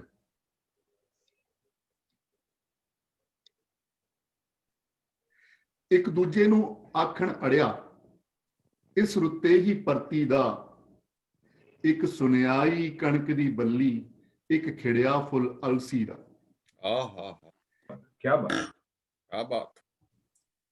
ਇਸ ਰੁੱਤੇ ਕਿਉਂ ਸੂਰਜ ਤੋਂ ਬੱਦਲਾਂ ਦੀ ਬੁੱਕਲ ਲੈ ਜਾਵੇ। ਇਸ ਰੁੱਤੇ ਕਿਉਂ ਸੂਰਜ ਤੋਂ ਬੱਦਲਾਂ ਦੀ ਬੁੱਕਲ ਲੈ ਜਾਵੇ। ਇਸ ਰੁੱਤੇ ਕਿਉਂ ਧੁੱਪ ਦੀਆਂ ਉਂਗਲਾਂ ਵਿੱਚ ਕੋਸਾਪਨ ਆਵੇ। ਕੌਣ ਹੈ ਇਹ ਜੋ ਖੇਤ ਪੂਰਦਾ, ਕੌਣ ਹੈ ਇਹ ਜੋ ਖੇਤ ਪੂਰਦਾ ਪਰ ਖੁਦ ਮੁੱਕਦਾ ਰਹਿੰਦਾ ਹੈ। ਜਿਸ ਦੇ ਮੋਢੀ ਅਜ਼ਲ ਤੋਂ ਟੰਗਿਆ ਕੁੜਤਾ ਸੁੱਕਦਾ ਰਹਿੰਦਾ ਹੈ। ਕੌਣ ਹੈ ਇਹ ਜੋ ਖੇਤ ਪੂਰਦਾ ਪਰ ਖੁਦ ਮੁੱਕਦਾ ਰਹਿੰਦਾ ਹੈ। ਜਿਸ ਦੇ ਮੋਢੀ ਅਜ਼ਲ ਤੋਂ ਟੰਗਿਆ ਕੁੜਤਾ ਸੁੱਕਦਾ ਰਹਿੰਦਾ ਹੈ। ਇਹ ਕਿਰਸਾਨ ਜੋ ਸਾਨੂੰ ਬੀਜੇ ਸਿੰਜੇ ਗੁੱਡੇ ਗਾਹੇ ਵੇਚੇ। ਜਿਸ ਦੇ ਸੁਪਨੇ ਸੱਚ ਹੋ ਕੇ ਵੀ ਮੰਡੀ ਦੇ ਵਿੱਚ ਜਾਣ ਪਰੇਤੇ। ਇਹ ਕਿਰਸਾਨ ਜੋ ਸਾਨੂੰ ਬੀਜੇ ਸਿੰਜੇ ਗੁੱਡੇ ਗਾਹੇ ਵੇਚੇ। ਜਿਸ ਦੇ ਸੁਪਨੇ ਸੱਚ ਹੋ ਕੇ ਵੀ ਮੰਡੀ ਦੇ ਵਿੱਚ ਜਾਣ ਪਰੇਤੇ। ਅੰਦਰ ਹੀ ਵਿਉ ਪਾਲੀ ਜਾਵੇ ਜਿਹੜਾ ਰੱਖੇ ਕੁਝ ਨਾ ਬੋਲੇ। ਅੰਦਰ ਹੀ ਵਿਉ ਪਾਲੀ ਜਾਵੇ ਜਿਹੜਾ ਰੱਖੇ ਕੁਝ ਨਾ ਬੋਲੇ। ਹਵਾ ਦੇ ਨਾਲ ਪਰਾਲੀ ਸਾੜੇ ਪੌਣਾ ਦੇ ਵਿੱਚ ਮੋਹਰਾ ਕੋਲੇ। ਸ਼ੁਕਰ ਹੈ ਭੈਣਾ ਜ਼ਹਿਰ ਇਸ ਦੇ ਨੂੰ ਕਿੱਦਾਂ ਕੁਝ ਮੋੜ ਤਾਂ ਪੈਂਦਾ। ਸ਼ੁਕਰ ਹੈ ਭੈਣਾ ਜ਼ਹਿਰ ਇਸ ਦੇ ਨੂੰ ਏਦਾਂ ਕੁਝ ਮੋੜ ਤਾਂ ਪੈਂਦਾ। ਖਬਰੇ ਕਿੰਨੇ ਢਿੱਡਾਂ ਦੇ ਸੰਸੇ ਬੇਖਬਰਾ ਸਿਰ ਲੈ ਲੈਂਦਾ। ਹਾਲ ਠੀਕ ਤਾਂ ਇਸਨੇ ਕੀਤਾ ਰੱਬ ਜਿਹੜਾ ਤਰਵਾਸ ਕੁੜੇ। ਹਾਲ ਠੀਕ ਤਾਂ ਇਸਨੇ ਕੀਤਾ ਰੱਬ ਜਿਹੜਾ ਤਰਵਾਸ ਕੁੜੇ। ਹਾਲ ਠੀਕ ਤਾਂ ਇਸ ਦੇ ਬੋਲੀ ਉਣੀ ਹੋਈ ਅਰਦਾਸ ਕੁੜੇ।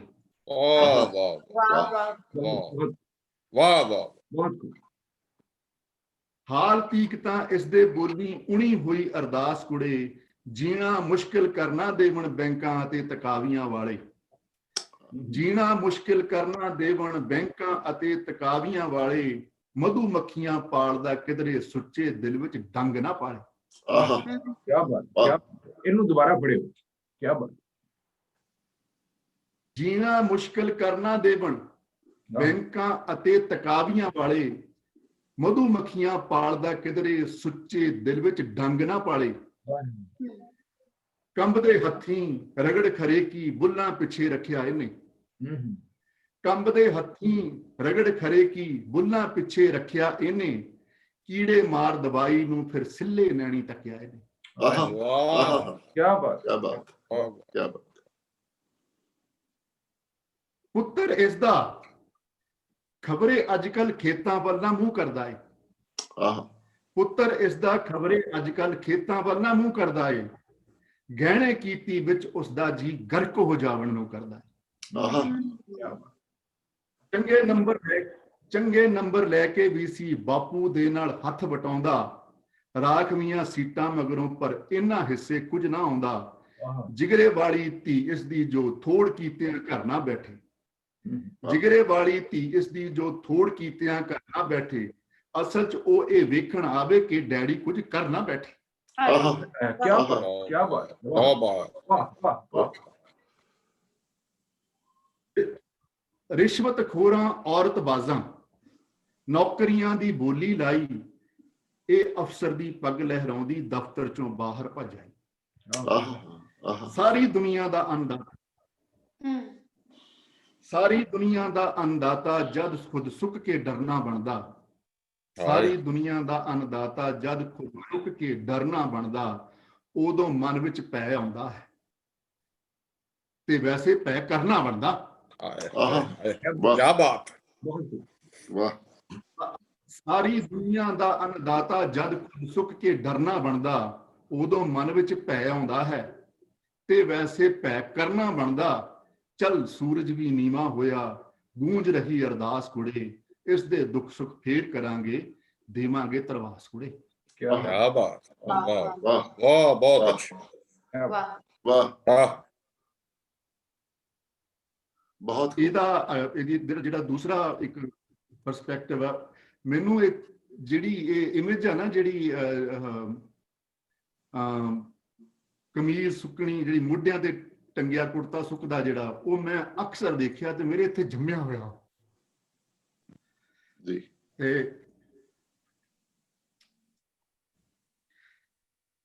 ਕਿਸਾਨ ਕਥਾ 2।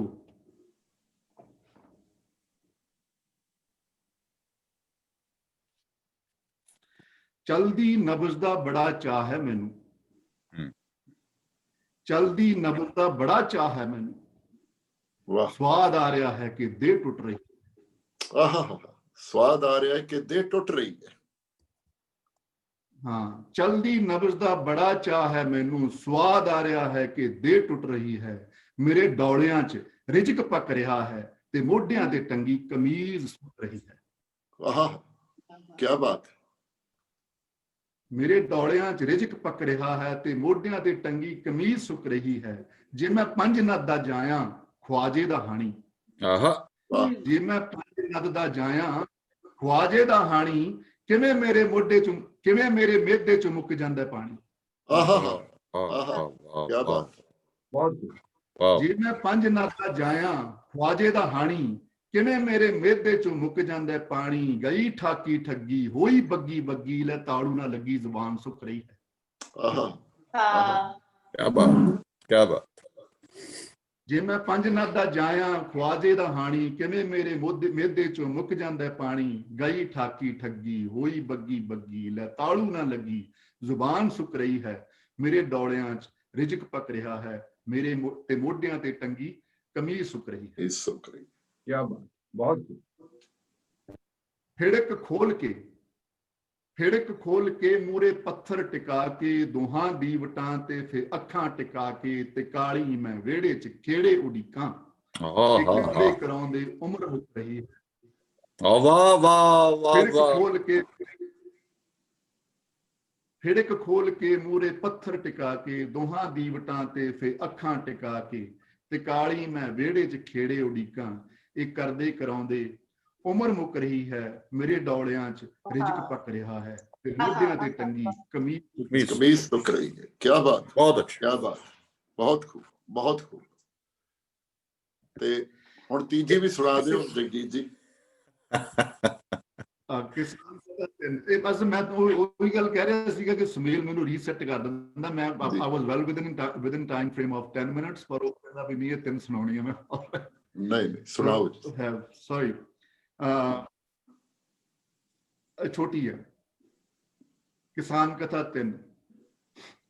ਹੁਣ ਨਹੀਂ ਕੂਣਾ ਗਵਾਰਾ, ਸੁੰਗੜੀ ਜਾਂਦਾ ਹਾਂ ਸਾਰਾ, ਫੈਲਿਆ ਠਾਕੁਰ ਦੁਆਰਾ। वाह वाह। ਹੁਣ ਨਹੀਂ ਸਾਰਾ, ਫੈਲਿਆ ਠਾਕੁਰ ਦੁਆਰਾ, ਜਰ ਕਰਕੇ ਆਖ ਲੈ ਤੂੰ, ਧਰਮ ਕਰਕੇ ਆਖ ਲੈ, ਹੀਲ ਕਰਕੇ ਆਖ ਲੈ। ਸ਼ਿਕਵਿਆਂ ਨੂੰ ਪਾਲਦੇ ਬਸ ਤੇਰੇ ਹੀ ਨਾਲ ਦੇ ਹਾਂ, ਸਬਰ ਕਰਕੇ ਆਖ ਲੈ ਤੂੰ, ਕੰਮ ਕਰਕੇ ਆਖ ਲੈ, ਅੰਜੀਲ ਕਰਕੇ ਆਖ। बहुत अच्छा।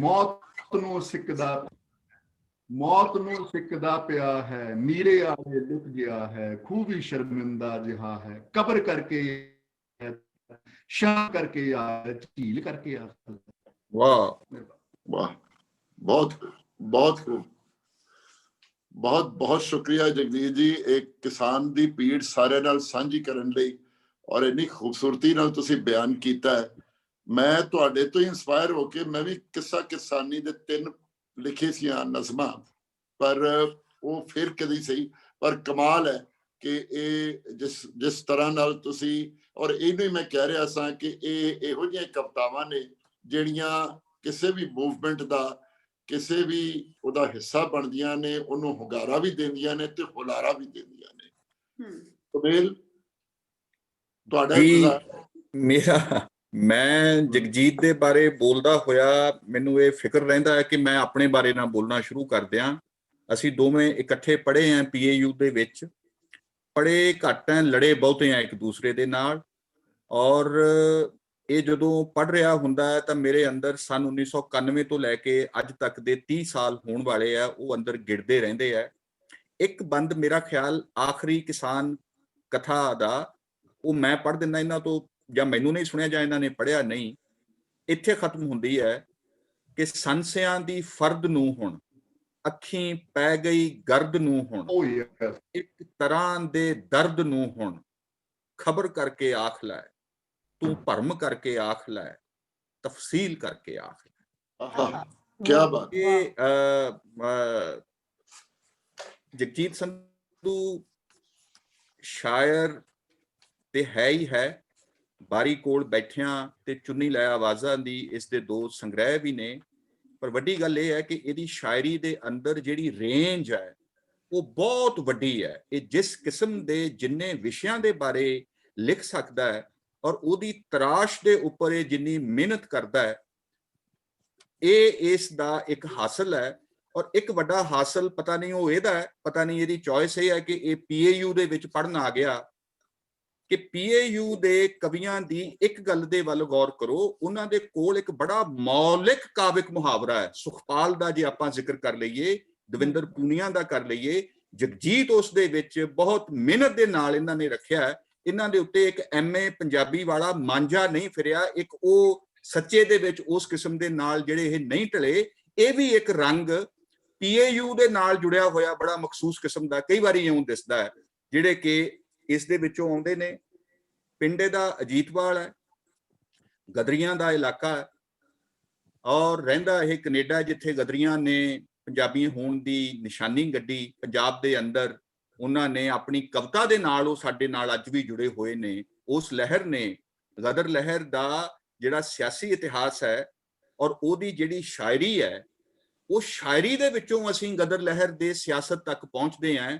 ਕਿਸਾਨ ਲਹਿਰ ਦੇ ਬਾਬਤ ਅਜਿਹੀਆਂ ਕਵਿਤਾਵਾਂ ਦੇ ਨਾਲ ਵੀ ਜਿਹੜੀ ਇਹ ਮੂਵਮੈਂਟ ਚੱਲ ਰਹੀ ਹੈ, ਜਿਵੇਂ ਵੀ ਇਹ ਹੋ ਰਿਹਾ ਹੈ, ਉਸ ਦਾ ਇੱਕ ਸਿਰਨਾਮਾ ਅਜਿਹੀਆਂ ਕਵਿਤਾਵਾਂ ਵੀ ਬਣਨਗੀਆਂ, ਇਸ ਦੀ ਆਸ ਦੇ ਵਿੱਚ ਅਸੀਂ ਹਾਂ। ਔਰ ਇੱਕ ਗੱਲ ਜਿਹੜੀ ਸਿਮਰਨ ਅਕਸ ਤੇ ਜਗਜੀਤ ਸੰਧੂ ਦੇ ਵਿੱਚ ਜਿਹੜੀ ਸਾਂਝ ਦੇ ਵਿੱਚ ਮਿਲਦੀ ਹੈ ਕਿ ਸਿਮਰਨ ਅਕਸ ਨੇ ਜਿਹੜੀ ਆਪਣੀ ਆਖਰੀ ਕਵਿਤਾ ਸੀ ਉਹ ਬੋਲੀਆਂ ਦੀ ਫਾਰਮ ਦੇ ਵਿੱਚ ਸੀ, ਜਾਂ ਟੱਪੇ ਸਨ, ਕਿ ਜਿਹੜੀਆਂ ਸਾਡੀਆਂ ਇਹ ਬੜੇ ਮੌਲਿਕ ਪੰਜਾਬੀ ਕਾਵਿ ਰੂਪ ਨੇ, ਫਾਰਮਸ ਨੇ, ਉਹਨਾਂ ਦਾ ਇਸਤੇਮਾਲ ਦੇ ਵਿੱਚੋਂ, ਗੀਤਾਂ ਦੇ ਵਿੱਚੋਂ ਵੀ ਉਹਨਾਂ ਨੂੰ ਅੱਜ ਦੀ ਇਸ ਕੰਪਲੈਕਸਿਟੀ ਦੇ ਨਾਲ ਜੋੜਨਾ, ਇਹ ਵੀ ਇੱਕ ਹਾਸਲ ਹੈ। ਤੇ ਇਹਨਾਂ ਨੂੰ ਬਹੁਤ ਮੁਬਾਰਕਾਂ ਨੇ। ਔਰ ਨੀਤੂ ਹੁਣਾਂ ਤੋਂ ਜਿਹੜਾ ਇਹ ਸਿਲਸਿਲਾ ਸ਼ੁਰੂ ਹੋਇਆ, ਜਿੱਥੇ ਉਹਨਾਂ ਨੇ ਸਾਡੇ ਸਾਹਮਣੇ ਸਵਾਲਾਂ ਦੀ ਤੇ ਸੋਚ ਦੀ ਪੱਧਰ ਦੇ ਉੱਪਰ ਉਹਨਾਂ ਨੇ ਜਿਵੇਂ ਸਾਨੂੰ ਹਲੂਣਿਆ, ਸਿਮਰਨ ਅਕਸ ਨੇ ਉਸ ਨੂੰ ਦੁਬਾਰਾ ਇੱਕ ਧਰਤੀ ਦੀ ਤਾਲ ਦੇ ਨਾਲ ਉਸ ਨੂੰ ਜੋੜਨ ਦੇ ਵਿੱਚ, ਉਸੇ ਹੀ ਰੌਂ ਨੂੰ ਉਹਦੇ ਵਿੱਚ ਕਿਵੇਂ ਉਹਨਾਂ ਨੇ ਗੁੰਦਿਆ। ਔਰ ਜਗਜੀਤ ਨੇ ਉਸ ਉੱਪਰ ਜਿਸ ਕਿਸਮ ਦਾ, ਮੈਂ ਇਹਨਾਂ ਦੀ ਹੋਈ ਭਾਸ਼ਾ ਚ ਆਖਾਂ ਦਾ ਜਿਵੇਂ ਇੱਕ ਹਲ ਇਹਨਾਂ ਨੇ ਵਾਇਆ, ਉਸ ਦੇ ਉੱਪਰ ਆਪਣੀ ਇਸ ਕਾਵ ਕਥਾ ਦੇ ਨਾਲ ਇਹ ਹਾਸਲ ਹੈ। ਹੁਣ ਵਾਰੀ ਹੈ ਜੀ ਸਰਬਜੋਤ ਸਿੰਘ ਬਹਿਲ ਹੁਣਾਂ ਦੀ। ਬਹਿਲ ਸਾਹਿਬ, ਵੈਸੇ ਅੱਜ ਤੇ ਤੁਹਾਡੀ ਜਿਹੜੀ ਕਵਿਤਾ ਸ਼ੁਰੂ ਚ ਤੁਸੀਂ ਪੜ੍ਹੀ ਸੀ, ਤੁਹਾਡਾ ਸਿਰਨਾਮਾ ਉਹੀ ਆ, ਉਸ ਤੋਂ ਬਾਅਦ ਤੁਹਾਡੀ ਕੋਈ ਇੰਟਰੋਡਕਸ਼ਨ ਦੇਣ ਦੀ ਕੋਈ ਲੋੜ ਨਹੀਂ ਰਹਿ ਜਾਂਦੀ। ਪਰ ਕਿੱਤੇ ਦੇ ਵਜੋਂ ਇਹ ਭਵਨ ਨਿਰਮਾਣ ਦੇ ਨਾਲ, ਆਰਕੀਟੈਕਚਰ ਦੇ ਨਾਲ, ਔਰ ਉਹਦੇ ਵਿੱਚੋਂ ਵੀ ਅਰਬਨ ਡਿਜ਼ਾਈਨ ਦੇ ਇੱਕ ਵਿਸ਼ੇ ਦੇ ਉੱਪਰ ਇਹਨਾਂ ਦੀ ਆਪਣੀ ਸਪੈਸ਼ਲਾਈਜੇਸ਼ਨ ਹੈ। ਗੁਰੂ ਨਾਨਕ ਦੇਵ ਯੂਨੀਵਰਸਿਟੀ ਦੇ ਡੀਨ ਅਕੈਡਮਿਕ ਅਫੇਅਰਸ ਨੇ। ਔਰ ਵੱਡੀ ਜਿਹੜੀ ਗੱਲ ਮੈਨੂੰ ਹੋਰ ਲੱਗੀ ਕਿ ਇਹਨਾਂ ਨੇ ਉਰਦੂ ਹਿੰਦੁਸਤਾਨੀ ਦੇ ਵਿੱਚ ਵੀ ਸ਼ਾਇਰੀ ਕੀਤੀ ਹੈ। ਕੌਮੀ ਮੁਸ਼ਾਇਰਿਆਂ ਦੇ ਵਿੱਚ ਇਹਨਾਂ ਨੇ ਬਤੌਰ ਸ਼ਾਇਰ ਹਿੱਸਾ ਲਿਆ ਹੈ। ਔਰ ਬੰਗਲੌਰ ਦੇ ਵਿੱਚ ਪਿਛਲੇ ਸਾਲ ਨੈਸ਼ਨਲ ਪੋਇਟਰੀ ਫੈਸਟੀਵਲ ਦੇ ਵਿੱਚ ਇਹਨਾਂ ਨੇ ਪੰਜਾਬੀ ਖਿੱਤੇ ਦੀ ਨੁਮਾਇੰਦਗੀ ਪੰਜਾਬੀ ਕਵਿਤਾ ਦੇ ਜ਼ਰੀਏ ਕੀਤੀ। ਸ਼ਾਇਰੀ ਦੇ ਉੱਪਰ ਅਸਰ ਵਾਕਈ ਜਿਵੇਂ ਹੈ ਕਿ ਫੈਜ਼ ਅਹਿਮਦ ਫੈਜ਼ ਦਾ ਔਰ ਫਿਰਾਕ ਗੁਰਖਪੁਰੀ ਦਾ ਨਾਮ ਅੱਜ ਕੱਲ੍ਹ ਲੋਕ ਘੱਟ ਲੈਂਦੇ ਹੈ, ਪਰ ਇਹ ਉਹਨਾਂ ਦਾ ਆਪਣੇ ਉੱਪਰ ਅਸਰ ਮੰਨਦੇ ਹੈ। ਔਰ ਸੱਚੀ ਗੱਲ ਇਹ ਹੈ ਕਿ ਗਾਲਿਬ ਔਰ ਮੀਰ ਤੇ ਉਸਤਾਦ ਹਾਨੀ ਹਨ। ਔਰ ਇੱਕ ਹੋਰ ਗੱਲ ਲੱਗੀ ਇਹਨਾਂ ਦੀਆਂ ਕਵਿਤਾਵਾਂ ਦੇ ਵਿੱਚੋਂ ਕਿ ਬਾਵਾ ਬਲਵੰਤ ਦੇ ਨਾਲ ਇਹਨਾਂ ਦੀ ਕਾਫੀ ਸਾਂਝ ਹੈ। ਉਸ ਮੁਹਾਵਰੇ ਦੇ ਵਿੱਚ ਇਹ ਗੱਲ ਨੂੰ ਇੱਕ ਨਵੀਂ ਤਾਜ਼ਗੀ ਦੇ ਨਾਲ ਕਹਿ ਰਹੇ ਨੇ। ਪੰਜਾਬੀ ਅਦਬ ਨੇ, ਪੰਜਾਬੀ ਪ੍ਰੋਟੈਸਟ ਸ਼ਾਇਰੀ ਨੇ ਹਜੇ ਬਾਵਾ ਬਲਵੰਤ ਨੂੰ ਦੁਬਾਰਾ ਤੋਂ ਪਛਾਣਨ ਦੀ ਵੀ ਇੱਕ ਜੁਸਤਜੂ ਖੜੀ ਕਰਨੀ ਹੈ। ਤੇ ਮੈਂ ਜਿਹੜੀ ਗੱਲ ਤੋਂ ਸਭ ਤੋਂ ਹੈਰਾਨ ਹੋਇਆ ਕਿ ਜਦੋਂ ਇਹ ਉਰਦੂ ਹਿੰਦੀ ਦੇ ਵਿੱਚ ਜਾਂ ਹਿੰਦੁਸਤਾਨੀ ਦੇ ਵਿੱਚ ਸ਼ਾਇਰੀ ਕਰਦੇ ਨੇ ਤਾਂ ਉਸ ਦੀ ਰਵਾਇਤ ਦੇ ਵਿੱਚੋਂ ਸ਼ਾਇਰੀ ਕਰਦੇ ਨੇ, ਪਰ ਇੱਕ ਜਿਹੜੀ ਟ੍ਰਾਂਜੀਸ਼ਨ ਇਹਨਾਂ ਨੇ ਪੰਜਾਬੀ ਕਵਿਤਾ ਦੇ ਵਿੱਚ ਕੀਤੀ ਔਰ ਐਡੀ ਪ੍ਰੌੜ ਉਮਰ ਦੇ ਵਿੱਚ ਕੀਤੀ, ਤਾਂ ਇਹਦਾ ਮਤਲਬ ਇਹ ਹੈ ਕਿ ਕਵਿਤਾ ਦੇ ਨਾਲ ਜਿਹੜਾ ਇਹਨਾਂ ਦਾ ਇੱਕ ਪਾਠਕ ਦੇ ਤੌਰ ਤੇ ਔਰ ਇੱਕ ਸ਼ਾਇਰ ਦੇ ਤੌਰ ਦੇ ਉੱਪਰ ਜਿਹੜਾ ਇਹਨਾਂ ਨੇ ਹੋਰਾਂ ਰਵਾਇਤਾਂ ਦੇ ਨਾਲ ਜੋ ਕਮਾਇਆ ਹੈ, ਉਹਨੂੰ ਜਦੋਂ ਪੰਜਾਬੀ ਦੇ ਵਿੱਚ ਇਹਨਾਂ ਨੇ ਨਿਭਾਇਆ ਤਾਂ ਉਹਦੇ ਵਿੱਚ ਇੱਕ ਬੜੀ ਪੁਖਤਗੀ ਦੇ ਨਾਲ ਪੰਜਾਬੀ ਮੁਹਾਵਰੇ ਦੇ ਨਾਲ ਵੀ ਇਨਸਾਫ ਹੋਇਆ ਹੈ। ਔਰ ਇੱਕ ਨਵੀਂ ਗੱਲ ਵੀ ਉਹਨਾਂ ਨੇ ਜਿਸ ਰੌਂ ਦੇ ਵਿੱਚ ਰੱਖੀ ਹੈ ਕਿ ਉਹ ਵਾਕਿਆ ਹੀ ਬੜੀਆਂ ਬਹੁਤ ਜ਼ਿਆਦਾ ਉਹਨਾਂ ਨੂੰ ਪੜ੍ਹ ਕੇ ਤਸੱਲੀ ਹੋਈ ਕਿ ਇਹ ਜਿਹੜਾ ਨਵਾਂ ਹਾਲਾਤ ਸਾਡੇ ਦੇਸ਼ ਦੇ ਵਿੱਚ ਜੋ ਬਣ ਰਹੇ ਨੇ ਤੇ ਪੰਜਾਬ ਨੇ ਉਸ ਦੇ ਅੰਦਰ ਜਿਵੇਂ ਇੱਕ ਨਾਬਰੀ ਦਾ ਝੰਡਾ ਗੱਡਿਆ ਹੋਇਆ ਹੈ, ਇਸ ਨੂੰ ਬਹਿਲ ਹੁਣਾਂ ਨੇ ਜਿਵੇਂ ਫੜਿਆ ਹੈ ਔਰ ਜਿਵੇਂ ਇਹ ਨਿਭਾਇਆ ਹੈ, ਉਹਦੇ ਆਪਾਂ ਰੰਗ ਇੱਕ ਪਹਿਲਾਂ ਵੇਖ ਲਿਆ, ਹੁਣ ਆਪਾਂ ਇਹਨਾਂ ਨੂੰ ਦੁਬਾਰਾ ਸੁਣਦੇ ਹਾਂ। ਔਰ ਕਲਯੁਗ ਦੀ ਜੁਗਨੀ ਕਰਕੇ ਇਹਨਾਂ ਨੇ ਆਪਣੀ ਕਵਿਤਾ ਪੜ੍ਹਨੀ ਹੈ ਔਰ ਉਹਦੇ ਵਿੱਚ ਵੀ ਜਿਹੜਾ ਇੱਕ ਸੀਤਾ ਔਰ ਦ੍ਰੋਪਦੀ ਦਾ ਜੋ ਸੰਵਾਦ ਹੈ ਉਸ ਦੇ ਉੱਪਰ ਇਹ ਆਪਣੀ ਗੱਲ ਕਰਨਗੇ। ਮੈਨੂੰ ਬਸ ਇੰਨਾ ਹੀ ਯਾਦ ਆਇਆ ਕਿ ਰਾਮ ਮਨੋਹਰ ਲੋਹੀਆ ਇਹ ਕਹਿੰਦੇ ਹੁੰਦੇ ਸਨ ਕਿ ਹਿੰਦੁਸਤਾਨੀ ਔਰਤਾਂ ਨੂੰ ਸੀਤਾ ਦਾ ਨਹੀਂ ਦ੍ਰੋਪਦੀ ਨੂੰ ਆਪਣਾ ਰੋਲ ਮਾਡਲ ਮੰਨਣਾ ਚਾਹੀਦਾ। ਆਪਾਂ ਇਹ ਦੇਖਦੇ ਹਾਂ ਕਿ ਬਹਿਲ ਸਾਹਿਬ ਇਸ ਦੇ ਵਿੱਚੋਂ, ਇਸ ਸੀਤਾ ਦ੍ਰੋਪਦੀ ਸੰਵਾਦ ਦੇ ਵਿੱਚੋਂ ਸਾਡੇ ਸਾਹਮਣੇ ਕਿਹੜੇ ਨਵੇਂ ਆਯਾਮ ਲੈ ਕੇ ਆਉਂਦੇ ਹੈ, ਕਿਹੜੀ ਉਹਨਾਂ ਦੀ ਜਦੋਜਹਿਦ ਸਾਡੇ ਨਾਲ ਉਹਦੇ ਕਿਹੜੇ ਪੱਖਾਂ ਨੂੰ ਸਾਡੇ ਨਜ਼ਦੀਕ ਹੋਰ ਲੈ ਕੇ ਆਉਂਦੇ ਹੈ। ਸਰਬਜੋਤ ਜੀ, ਅਸੀਂ ਉਡੀਕਵਾਨ ਹੈ ਤੁਹਾਡੇ ਕਲਾਮ ਦੇ ਲਈ। ਇਰਸ਼ਾਦ। ਸ਼ੁਕਰੀਆ, ਬਹੁਤ ਬਹੁਤ ਸ਼ੁਕਰੀਆ ਸੁਮੇਲ ਜੀ, ਥੈਂਕ ਯੂ। ਮੇਰੀ ਅੱਜ ਦੀ ਜਿਹੜੀ ਕਵਿਤਾ ਹੈ ਕਲਯੁਗ ਦੀ ਜੁਗਣੀ, ਉਹਦਾ ਸ਼ੀਰਸ਼ਕ ਹੈ, ਇਹ ਔਰਤਾਂ ਨੂੰ ਸਮਰਪਿਤ ਹੈ ਤੇ ਇਸ ਕਰਕੇ ਇਹ ਕਵਿਤਾ ਮੈਂ ਔਰਤ ਦੀ ਜ਼ਬਾਨੀ ਹੀ ਕਹਿਣਾ ਚਾਹੁੰਦਾ ਸਾਂ ਤੇ ਇਹਦੇ ਲਈ ਮੈਂ ਜੁਗਨੀ ਨੂੰ ਐਜ਼ ਏ ਮੀਡੀਅਮ ਲਿਆ ਹੈ ਤੇ ਉਹਦਾ ਮੈਂ ਤੁਹਾਨੂੰ ਥੋੜਾ ਜਿਹਾ ਪਿਛੋਕੜ ਵੀ ਦੱਸ ਦੇਣਾ ਹਾਂ ਕਿ ਕਿਉਂ ਜੁਗਨੀ ਨੂੰ ਮੈਂ ਮੀਡੀਅਮ ਲਿਆ ਹੈ। ਸਾਡੇ ਚੋਂ ਬਹੁਤਿਆਂ ਨੇ ਆਸਾ ਸਿੰਘ ਮਸਤਾਨਾ, ਰਮਤੇ ਦੀ ਜੁਗਨੀ ਸੁਣੀ ਹੈ। ਅੱਜ ਕੱਲ ਵੀ ਹੁਣ ਬਹੁਤ ਸਾਰੇ ਯੰਗ ਜਿਹੜੇ ਸਿੰਗਰ ਨੇ ਉਹ ਜੁਗਨੀ ਗਾ ਰਹੇ ਨੇ, ਇਹ ਸਾਡੀ ਫੋਕਲੋਰ ਦਾ ਇੱਕ ਹਿੱਸਾ ਹੈ। ਤੇ ਪਰ ਇਹ ਜਿਹੜੀ ਤੁਸੀਂ ਜੁਗਨੀ ਫਿਰ ਆਲਮ ਲੋਹਾਰ ਦੀ ਤੇ ਆਰਿਫ ਲੋਹਾਰ ਦੋਵਾਂ ਦੀ ਜਿਹੜੀ ਜੁਗਨੀ ਹੈ ਉਹਨੂੰ ਇੱਕ ਵੱਖਰਾ ਰੰਗ ਦਿੱਤਾ ਹੈ, ਪਰ ਦੋਵਾਂ ਦੇ ਵਿੱਚ ਇੱਕ ਦੇ ਵਿੱਚ ਥੋੜੀ ਜੁਗਨੀ ਜਿਹੜੀ ਹੈ ਉਹ ਹਿਊਮਰਸ ਐਸਪੈਕਟ ਨੂੰ ਲੈ ਕੇ ਚਲਦੀ ਹੈ। ਮਸਤਾਨੇ ਤੇ ਰਮਤੇ ਦੀ ਜਿਹੜੀ ਜੁਗਨੀ ਹੈ ਕਦੀ ਕਦੀ ਉਹ ਥੋੜੀ ਟਿਟੀਲੇਟਿੰਗ ਹੋ ਕੇ ਬਲਕਿ ਡਿਗਰੇਡਿੰਗ ਵੀ ਹੋ ਜਾਂਦੀ ਹੈ। ਤੇ ਜਿਹੜੀ ਆਰਿਫ ਲੋਹਾਰ, ਆਲਮ ਲੋਹਾਰ ਨੇ ਜਿਹੜੀ ਜੁਗਨੀ ਜੀ ਨਾਲ ਲਾ ਕੇ ਉਹਨੂੰ ਇੱਕ ਸਪਿਰਚੁਅਲ ਰੰਗਤ ਦਿੱਤੀ ਹੈ। ਇਹ ਦੋ ਤਰ੍ਹਾਂ ਦੀਆਂ ਜੁਗਨੀਆਂ ਬਹੁਤ ਪਪੂਲਰ ਨੇ, ਪਰ ਮੈਂ ਤੁਹਾਡੇ ਨਾਲ ਇੱਕ ਬੜਾ ਇੰਟਰਸਟਿੰਗ ਫੈਕਟ ਸ਼ੇਅਰ ਕਰਨਾ ਚਾਹੁੰਦਾ ਕਿ ਜਦੋਂ ਜੁਗਨੀ ਦੀ ਸ਼ੁਰੂਆਤ ਹੋਈ, ਜਦੋਂ ਇਹ ਆਗਾਜ਼ ਹੋਇਆ ਜੁਗਨੀ ਦਾ, ਉਦੋਂ ਇਹ ਨਬੀ ਅੱਲਾ ਵਾਲੀ ਜੁਗਨੀ ਵੀ ਨਹੀਂ ਸੀ ਤੇ ਜਿਹੜੀ ਰਮਤੇ ਦੀ ਜੁਗਨੀ ਹੈ ਉਹ ਵੀ ਨਹੀਂ ਸੀ। ਇਹ ਜੁਗਨੀ ਜਿਹੜੀ ਹੈ ਇੱਕ ਰਿਬੈਲੀਅਨ ਤੇ ਵਿਦਰੋਹ ਚੋਂ ਪੈਦਾ ਹੋਈ ਸੀ ਬ੍ਰਿਟਿਸ਼ ਰੂਲ ਦੇ ਸਮਿਆਂ ਦੇ ਵਿੱਚ। ਤੇ ਕਿਹਾ ਜਾਂਦਾ ਹੈ ਕਿ ਇਹ ਜੁਬਲੀ ਦਾ ਵਿਗੜਿਆ ਹੋਇਆ ਰੂਪ ਹੈ ਜੁਗਨੀ। ਉਹ ਕਿਵੇਂ ਹੈ ਕਿ ਜਦੋਂ ਵਿਕਟੋਰੀਆ ਜੁਬਲੀ ਇੱਥੇ ਕੀਤੀ ਗਈ, ਇੱਥੇ ਵਿਕਟੋਰੀਆ ਜੁਬਲੀ ਅੰਮ੍ਰਿਤਸਰ ਹਸਪੀਟਲ ਵੀ ਹੈਗਾ ਹੈ, ਵਿਕਟੋਰੀਆ ਦੇ ਜਦੋਂ ਤਾਜਪੋਸ਼ੀ ਦੇ 50 ਸਾਲ ਹੋਏ ਕੋਰੋਨੇਸ਼ਨ ਦੇ, ਤੇ ਇੱਕ ਜੁਬਲੀ ਫਲੇਮ ਜਿਹੜੀ ਸੀ ਉਹ ਹਿੰਦੁਸਤਾਨ ਦੇ ਕੋਨੇ-ਕੋਨੇ ਦੇ ਵਿੱਚ ਲੈ ਕੇ ਜਾਈ ਗਈ ਤੇ ਉਹਦੇ ਖਿਲਾਫ ਉਹਦੀ ਬਗਾਵਤ ਦੇ ਵਿੱਚ ਮਾਝੇ ਦੇ ਦੋ ਬਸ਼ਿੰਦੇ ਸਨ, ਬਿਸ਼ਨਾ ਤੇ ਮੰਡਾ।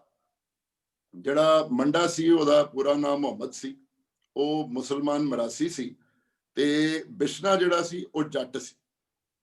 ਇਹ ਦੋਵੇਂ ਜਿਹੜੇ ਰਲ ਕੇ ਜੁਗਣੀ ਗਾਉਂਦੇ ਹੁੰਦੇ ਸੀ ਤੇ ਇਹਨਾਂ ਨੇ ਉਸ ਦੇ ਖਿਲਾਫ ਜਿਹੜੀ ਜੁਬਲੀ ਫਲੇਮ ਇੱਥੇ ਲੈ ਕੇ ਜਾਈ ਜਾ ਰਹੀ ਸੀ, ਜਿੱਥੇ ਜਿੱਥੇ ਜਾਂਦੀ ਸੀ ਇਹ ਉੱਥੇ ਪਹੁੰਚ ਜਾਂਦੇ ਸੀ ਤੇ ਆਪਣੀ ਜੁਗਣੀ ਦਾ ਪ੍ਰੋਗਰਾਮ ਰੱਖਦੇ ਸੀ ਤੇ ਲੋਕੀ ਜੁਬਲੀ ਫਲੇਮ ਦਾ ਫੰਕਸ਼ਨ ਛੱਡ ਕੇ ਇਹਨਾਂ ਦੇ ਪ੍ਰੋਗਰਾਮ ਵੱਲ ਹੋ ਜਾਂਦੇ ਸੀ ਤੇ ਇਹ ਇੰਨੇ ਪਪੂਲਰ ਹੋ ਗਏ ਕਿ ਇੱਕ ਸਮਾਂ ਐਸਾ ਆਇਆ, ਇਹ ਹੁਣ ਸਾਰੀ ਦੰਤ ਕਥਾ ਹੈ ਕਿ ਇਹਦਾ ਕੋਈ ਹਿਸਟੋਰੀਕਲ ਫੈਕਟ ਉਹਦੇ ਬਾਰੇ ਮੇਰੀ ਅਥਾਰਟੀ ਨਹੀਂ ਹੈ, ਪਰ ਇਹ ਕਿਹਾ ਜਾਂਦਾ ਹੈ ਕਿ ਬ੍ਰਿਟਿਸ਼ਰਸ ਨੇ ਅਲਟੀਮੇਟਲੀ ਬਿਸ਼ਨੇ ਤੇ ਮੰਡੇ ਨੂੰ ਐਲੀਮੀਨੇਟ ਕਰਤਾ ਇਸੇ ਕਾਰਨ ਕਰਕੇ। ਉਹਨਾਂ ਦੀ ਜੁਗਣੀ ਦਾ ਮੈਂ ਤੁਹਾਨੂੰ ਥੋੜਾ ਜਿਹਾ ਸੈਂਪਲ ਦੇਣਾ ਕਿਉਂਕਿ ਉੱਤੇ ਹੀ ਮੈਨੂੰ ਇਨਸਪੀਰੇਸ਼ਨ ਮਿਲੀ ਆ ਜੁਗਣੀ ਲਿਖਣ ਬਾਰੇ। ਉਹ ਕਿਵੇਂ ਕਹਿੰਦੇ ਨੇ ਕਿ ਜੁਗਣੀ ਜਾਵੜੀ ਮਜੀਠੇ ਕੋਈ ਰੰਨ ਨਾ ਚੱਕੀ ਪੀਠੇ, ਪੁੱਤ ਗੱਭਰੂ ਮੁਲਕ ਵਿੱਚ ਮਾਰੇ ਰੋਵਣ ਅੱਖੀਆਂ ਪਰ ਬੁੱਲ ਸੀ ਸੀਤੇ, ਪੀਰ ਮੇਰਿਆ ਹੋਏ ਜੁਗਣੀ ਆਈ ਆ ਇਹਨਾਂ ਕਿਹੜੀ ਜੋਤ ਜਗਾਈ ਆ। ਸੋ ਇਸ ਤਰ੍ਹਾਂ ਦੀ ਜਿਹੜੀ ਜੁਗਣੀ ਸੀ ਜਿਹਦੇ ਵਿੱਚੋਂ ਤੁਹਾਨੂੰ ਉਹ ਰਿਬਲ ਤੇ ਤੁਹਾਨੂੰ ਉਹ ਨਜ਼ਰ ਆਉਂਦਾ ਹੈ, ਉਸੇ ਜੁਗਨੀ ਨੂੰ ਮੈਂ ਇਨਵੋਕ ਕਰਕੇ ਤੇ ਮੇਰੀ ਜੁਗਨੀ ਵੈਸੇ ਤੇ ਆਮ ਜੁਗਨੀ ਜਲੰਧਰ, ਲੁਧਿਆਣੇ, ਅਫਰੀਕਾ, ਲੰਡਨ ਸਭ ਜਗ੍ਹਾ ਹੋਈ ਹੈ, ਪਰ ਮੈਂ ਆਪਣੀ ਜੁਗਨੀ ਨੂੰ ਟਾਈਮ ਮਸ਼ੀਨ ਦੇ ਵਿੱਚ ਪਾ ਕੇ ਐਤਕੀ ਜੁਗਾਂ ਤੋਂ ਪਾਰ ਲਿਜਾ ਰਿਹਾ ਤੇ ਉਹ ਦੋ ਨਾਇਕਾਵਾਂ ਜਿਹੜੀਆਂ ਦੁਆਪਰ ਦੀਆਂ ਤੇ ਤ੍ਰੇਤਾ ਦੀਆਂ, ਇੱਕ ਸੀਤਾ ਤੇ ਇੱਕ ਦ੍ਰੋਪਦੀ ਨਾਲ ਉਹਨਾਂ ਦਾ ਆਪਸ ਚ ਕੀ ਸੰਵਾਦ ਹੈ ਤੇ ਜੁਗਣੀ ਕਿਵੇਂ ਉਹਨਾਂ ਨਾਲ ਇੰਟਰੈਕਟ ਕਰ ਰਹੀ ਹੈ, ਇਹ ਸਾਰੀ ਕਵਿਤਾ ਉਹਦੇ ਬਾਰੇ ਹੈ। ਸੋ ਕਲ ਯੁੱਗ ਦੀ ਜੁਗਣੀ, ਇਹਦੇ ਲਈ ਤੁਹਾਨੂੰ ਥੋੜਾ ਜਿਹਾ ਮਾਈਂਡ ਦੇ ਵਿੱਚ ਮਹਾਭਾਰਤ ਤੇ ਰਾਮਾਇਣ ਦੀ ਜਿਹੜੀ ਪਿੱਛੋਂ ਦੀ ਸਾਰੀ ਕਥਾ ਕਹਾਣੀ ਹੈ ਉਹਨੂੰ ਆਪਣੇ ਸੰਦਰਭ ਚ ਜ਼ਰੂਰ ਰੱਖਿਓ ਤੁਸੀਂ। ਕਲ ਯੁੱਗ ਦੀ ਜੁਗਣੀ, ਕਲ ਯੁੱਗ ਦੀ ਮੇਰੀ ਜੁਗਣੀ ਜਾ ਵੜੀ ਜੁਗਾਂ ਦੇ ਪਾਰ, ਦ੍ਰੋਪਦੀ ਦੇ ਦਮ ਫੂਕਿਆ ਕੱਢੀ ਸੀਤਾ ਘੜਿਓਂ ਬਾਹਰ, ਪੁੱਛੇ ਨੀ ਸਖੀ ਸਹੇਲੀਓ ਕੀ ਨੇ ਤੁਹਾਡੇ ਹਾਲ, ਮੈਂ ਤਾਂ ਸੁਣ ਕੇ ਕਥਾ ਤੁਹਾਡੀ ਹਾਲੋਂ ਹਾਂ ਬੇਹਾਲ।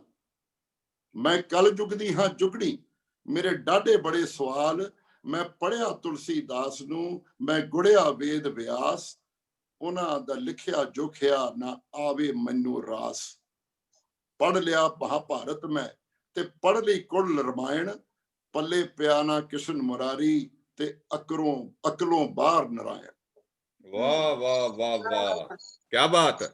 ਪੜ੍ਹ ਲਿਆ ਮਹਾਭਾਰਤ ਮੈਂ ਤੇ ਪੜ੍ਹ ਲਈ ਕੁਲ ਰਮਾਇਣ, ਪੱਲੇ ਪਿਆ ਨਾ ਕਿਸ਼ਨ ਮੁਰਾਰੀ ਅਕਲੋਂ ਬਾਹਰ ਨਰਾਇਣ। ਸੁਣ ਕਲ ਯੁੱਗ ਦੀ ਇਹ ਜੁਗਣੀਏ ਸਵਾਲਾਂ ਦੀ ਨੀ ਬੁਗਣੀਏ। ਸੁਣ ਕਲ ਯੁੱਗ ਦੀ ਇਹ ਜੁਗਣੀਏ ਸਵਾਲਾਂ ਦੀ ਨੀ ਬੁਗਣੀਏ, ਰਿੜਕ ਮਧਾਣੀ ਚੇਤੇ ਦੀ ਆਖੇ ਸੀਤਾ ਤ੍ਰੇਤੇ ਦੀ।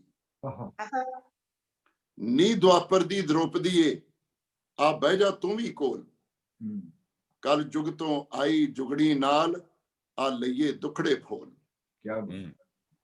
ਅਸੀਂ ਵੱਖੋ ਵੱਖਰੇ ਜੁਗਾਂ ਦੀਆਂ ਸਾਡੇ ਸਾਂਝੇ ਕੋਲ ਕਲੋਲ, ਸਾਂਝੇ ਭਾਗ ਮੁਕੱਦਰ ਸਾਡੇ ਸਾਂਝੇ ਹੀਲੇ ਹੌਲ, ਜੋ ਲਾਈਆਂ ਨਾਲ ਨਿਭਾਈਆਂ ਪਿਆ ਨਾ ਸਾਡਾ ਮੋਲ, ਫਿਰ ਫਿਸਕੇ ਸੀਤਾ ਨੇ ਕਹੇ ਪੰਚਾਲੀ ਨੂੰ ਇਹ ਬੋਲ।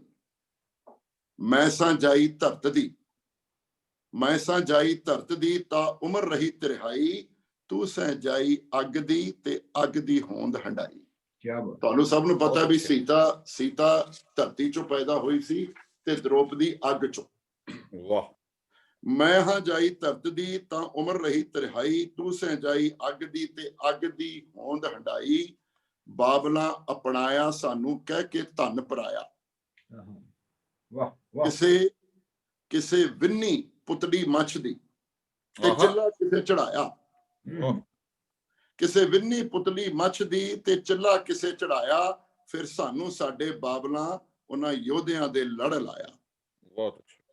ਸਾਨੂੰ ਘਲਿਆ ਵਾਕਰ ਰਾਣੀਆਂ ਦੇ ਰਾਜ ਪਾਟ ਦੀ ਆਸ, ਅਸਾਂ ਰਾਜਿਆਂ ਖਾਤਰ ਕੱਟਿਆ ਇੱਕ ਯੁੱਗ ਜੱਡਾ ਬਨਵਾਸ। ਵਾਹ ਵਾਹ ਵਾਹ ਵਾਹ ਵਾਹ। ਮੈਂ ਤਾਂ ਫੇਰ ਵੀ ਗਈ ਸਾਂ, ਸੀਤਾ ਹੀ ਬੋਲ ਰਹੀ ਹੈ, ਮੈਂ ਤਾਂ ਫੇਰ ਵੀ ਗਈ ਸਾਂ ਇੱਕੋ ਦੇ ਨਾਲ ਗੰਢੀ, ਤੂੰ ਸਮਗਰੀ ਭਿਖਿਆ ਦੀ ਗਈ ਪੰਜਾਂ ਦੇ ਵਿੱਚ ਵੰਡੀ। ਤੁਹਾਨੂੰ ਪਤਾ ਵੀ ਦ੍ਰੋਪਦੀ ਨੂੰ ਮਾਤਾ ਕੁੰਤੀ ਨੇ ਜਦੋਂ ਲੈ ਕੇ ਆਏ ਤੇ ਉਹਨੇ ਸੋਚਿਆ ਭਿਖਿਆ ਹੀ, ਤੇ ਉਹਨੇ ਕਿਹਾ ਵੀ ਪੰਜਾਂ ਚ ਵੰਡ ਦਿਓ। ਮੈਂ ਤਾਂ ਫਿਰ ਵੀ ਗਈ ਸਾਂ ਇੱਕੋ ਦੇ ਨਾਲ ਗੰਢੀ, ਤੂੰ ਸਮਗਰੀ ਭਿਖਿਆ ਦੀ ਗਈ ਪੰਜਾਂ ਦੇ ਵਿੱਚ ਵੰਡੀ। ਨੀ ਕਲ ਯੁੱਗ ਦੀ ਇਹ ਜੁਗਣੀਏ ਕਿਉਂ ਦਿੱਤੀ ਸਾਨੂੰ ਤੁਖਣੀ ਹੈ। ਹੂੰ ਅਸੀਂ ਸੀਨੇ ਧਰ ਤਰਵਾਸ ਸੀ ਕੱਟ ਰਹੀਆਂ ਬਨਵਾਸ, ਫਿਰ ਇੱਕ ਸੁਨੱਖੀ ਭੈਣ ਦਾ, ਫਿਰ ਇੱਕ ਸੁਨੱਖੀ ਭੈਣ ਦਾ ਲਛਮਣ ਨੇ ਨੱਕ ਵੱਢਿਆ, ਤੇ ਲਛਮਣ ਰੇਖਾ ਖਿੱਚ ਕੇ ਸੀ ਅੰਦਰ ਮੈਨੂੰ ਡਕਿਆ, ਭੈਣ ਦਾ ਭਾਈ ਕੁਟਿਆ ਮੇਰੀ ਸਾਧ ਦੇ ਭੇਖੀ ਟੁਕਿਆ, ਮੈਂ ਲਛਮਣ ਰੇਖਾ ਲੰਘ ਗਈ ਉਸ ਕੇਸੀ ਧੂ ਕੇ ਚੱਕਿਆ। ਕੀ ਬਾਤ। ਲਛਮਣ ਦੇ ਵਿੱਚ ਜੋਸ਼ ਸੀ ਤੇ ਰਾਵਣ ਦੇ ਵਿੱਚ ਰੋਸ਼, ਮੇਰਾ ਲਛਮਣ ਰੇਖਾ ਲੰਘਣਾ ਉਹਨਾਂ ਤੋਂ ਵੱਡਾ ਦੋਸ਼। ਕੀ ਬਾਤ। ਤੇ ਤੈਨੂੰ, ਹੁਣ ਦ੍ਰੋਪਦੀ ਨੂੰ ਕਹਿ ਰਹੀ ਹੈ, ਤੇ ਤੈਨੂੰ ਤੇਰੇ ਖਸਮਾਂ ਸੀ ਦਿੱਤਾ ਦਾਤੇ ਲਾ, ਆਪਣੇ ਮਨ ਪਰਚਾਵੇ ਨੂੰ ਚੌਸਰ ਲਈ ਵਿਛਾ, ਤੇ ਤੈਨੂੰ ਗਿਰਵੀ ਰੱਖਤਾ ਕਰ ਕੌਡੀਆਂ ਦੇ ਭਾ। ਦੁਸ਼ਾਸਨ ਤੇਰੇ ਦਿਓਰ ਨੇ ਵਿੱਚ ਭਰੀ ਸਭਾ, ਕੇਸੀ ਤੈਨੂੰ ਧੂ ਕੇ ਲਿਆ ਕੀਤਾ ਫਿਰ ਖੜਾ, ਜਿਹੜਾ ਤੇਰਾ ਜੇਠ ਸੀ ਉਹ ਦਾਨ ਵੀਰ ਕਰਨ, ਕਹਿੰਦਾ ਵਸਤਰ ਲਾ ਲਓ ਇਹਦਾ ਕਰ ਦਿਓ ਚੀਰ ਹਰਨ। ਬੈਠੀ ਰਹੀ ਮਜਬੂਰ ਹੋ ਉੱਥੇ ਮਹਾਰਥੀਆਂ ਦੀ ਟੋਲੀ, ਤੇ ਜੇਠੇ ਤੇਰੇ ਸਾਈ ਨੇ ਤੈਨੂੰ ਰਾਣੀਓ ਕੀਤਾ ਗੋਲੀ। ਨੀ ਕਲ ਯੁਗ ਦੀਏ ਜੁਗਣੀਏ ਤੂੰ ਕਿਹਦੇ ਹੱਕ ਵਿੱਚ ਪੁਗਣੀ ਏ, ਧੀਆਂ ਪੈਣਾ ਮਾਵਾਂ ਦਾ ਇਹਨਾਂ ਵਾਧਾ ਘਾਟਾ ਕੀਤਾ, ਇਹਨਾਂ ਨੇ ਸਾਡੇ ਨਾਵਾਂ ਤੇ ਸੀ ਵੱਟਾ ਸੱਟਾ ਕੀਤਾ। ਨੱਕ ਭੈਣ ਦਾ ਲਛਮਣ ਵੱਢੇ ਤੇ ਦੰਡ ਦੀ ਭਾਗੀ ਸੀਤਾ, ਬਦਲੇ ਜਰ ਜਾਇਦਾਦਾਂ ਦੇ, ਬਦਲੇ ਜਰ ਜਾਇਦਾਦਾਂ ਦੇ ਜੂਏ ਵਿੱਚ ਜੋਰੂ ਹਾਰੀ, ਤੇ ਗੱਲ ਕਰੇ ਤ੍ਰਿਆ ਚਰਿੱਤਰ ਦੀ ਤੁਲਸੀਦਾਸ ਨਿਆਰੀ, ਢੋਲ ਗਵਾਰ ਸ਼ੂਦਰ ਪਸ਼ ਨਾਰੀ ਸਭ ਤਾੜਨ ਕੇ ਅਧਿਕਾਰੀ।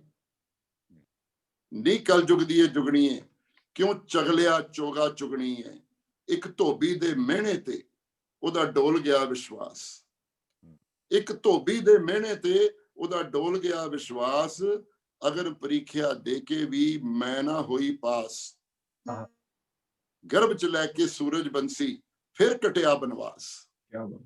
ਇਹ ਸੀਤਾ ਨੂੰ ਦੂਜੀ ਵਾਰੀ ਅਗਨ ਪ੍ਰੀਖਿਆ ਤੋਂ ਬਾਅਦ ਸਿਮਰਨ ਤੁਹਾਡੀਆਂ ਹੀ ਸਤਰਾਂ ਫਿਰ ਗੂੰਜ ਰਹੀਆਂ ਨੇ ਕਿ ਇੱਕ ਧੋਬੀ ਦੇ ਮਿਹਣੇ ਤੇ ਉਹਦਾ ਡੋਲ ਗਿਆ ਵਿਸ਼ਵਾਸ, ਅਗਨ ਪ੍ਰੀਖਿਆ ਦੇ ਕੇ ਵੀ ਮੈਂ ਨਾ ਹੋਈ ਪਾਸ, ਗਰਭ ਚ ਲੈ ਕੇ ਸੂਰਜ ਬੰਸੀ ਫਿਰ ਕਟਿਆ ਬਨਵਾਸ, ਮੇਰੇ ਦਾਮਨ ਤੋਂ ਨਾ ਧੁੱਪਿਆ ਇੱਕ ਧੋਬੀ ਦਾ ਇਲਜ਼ਾਮ, ਤੇ ਮੈਨੂੰ ਤਜ ਉਹ ਬਣ ਗਿਆ ਮਰਿਆਦਾ ਪੁਰਸ਼ੋਤਮ ਰਾਮ। ਵਾਹ ਵਾਹ ਵਾਹ ਵਾਹ ਵਾਹ ਵਾਹ ਵਾਹ। ਕੀ ਬਾਤ।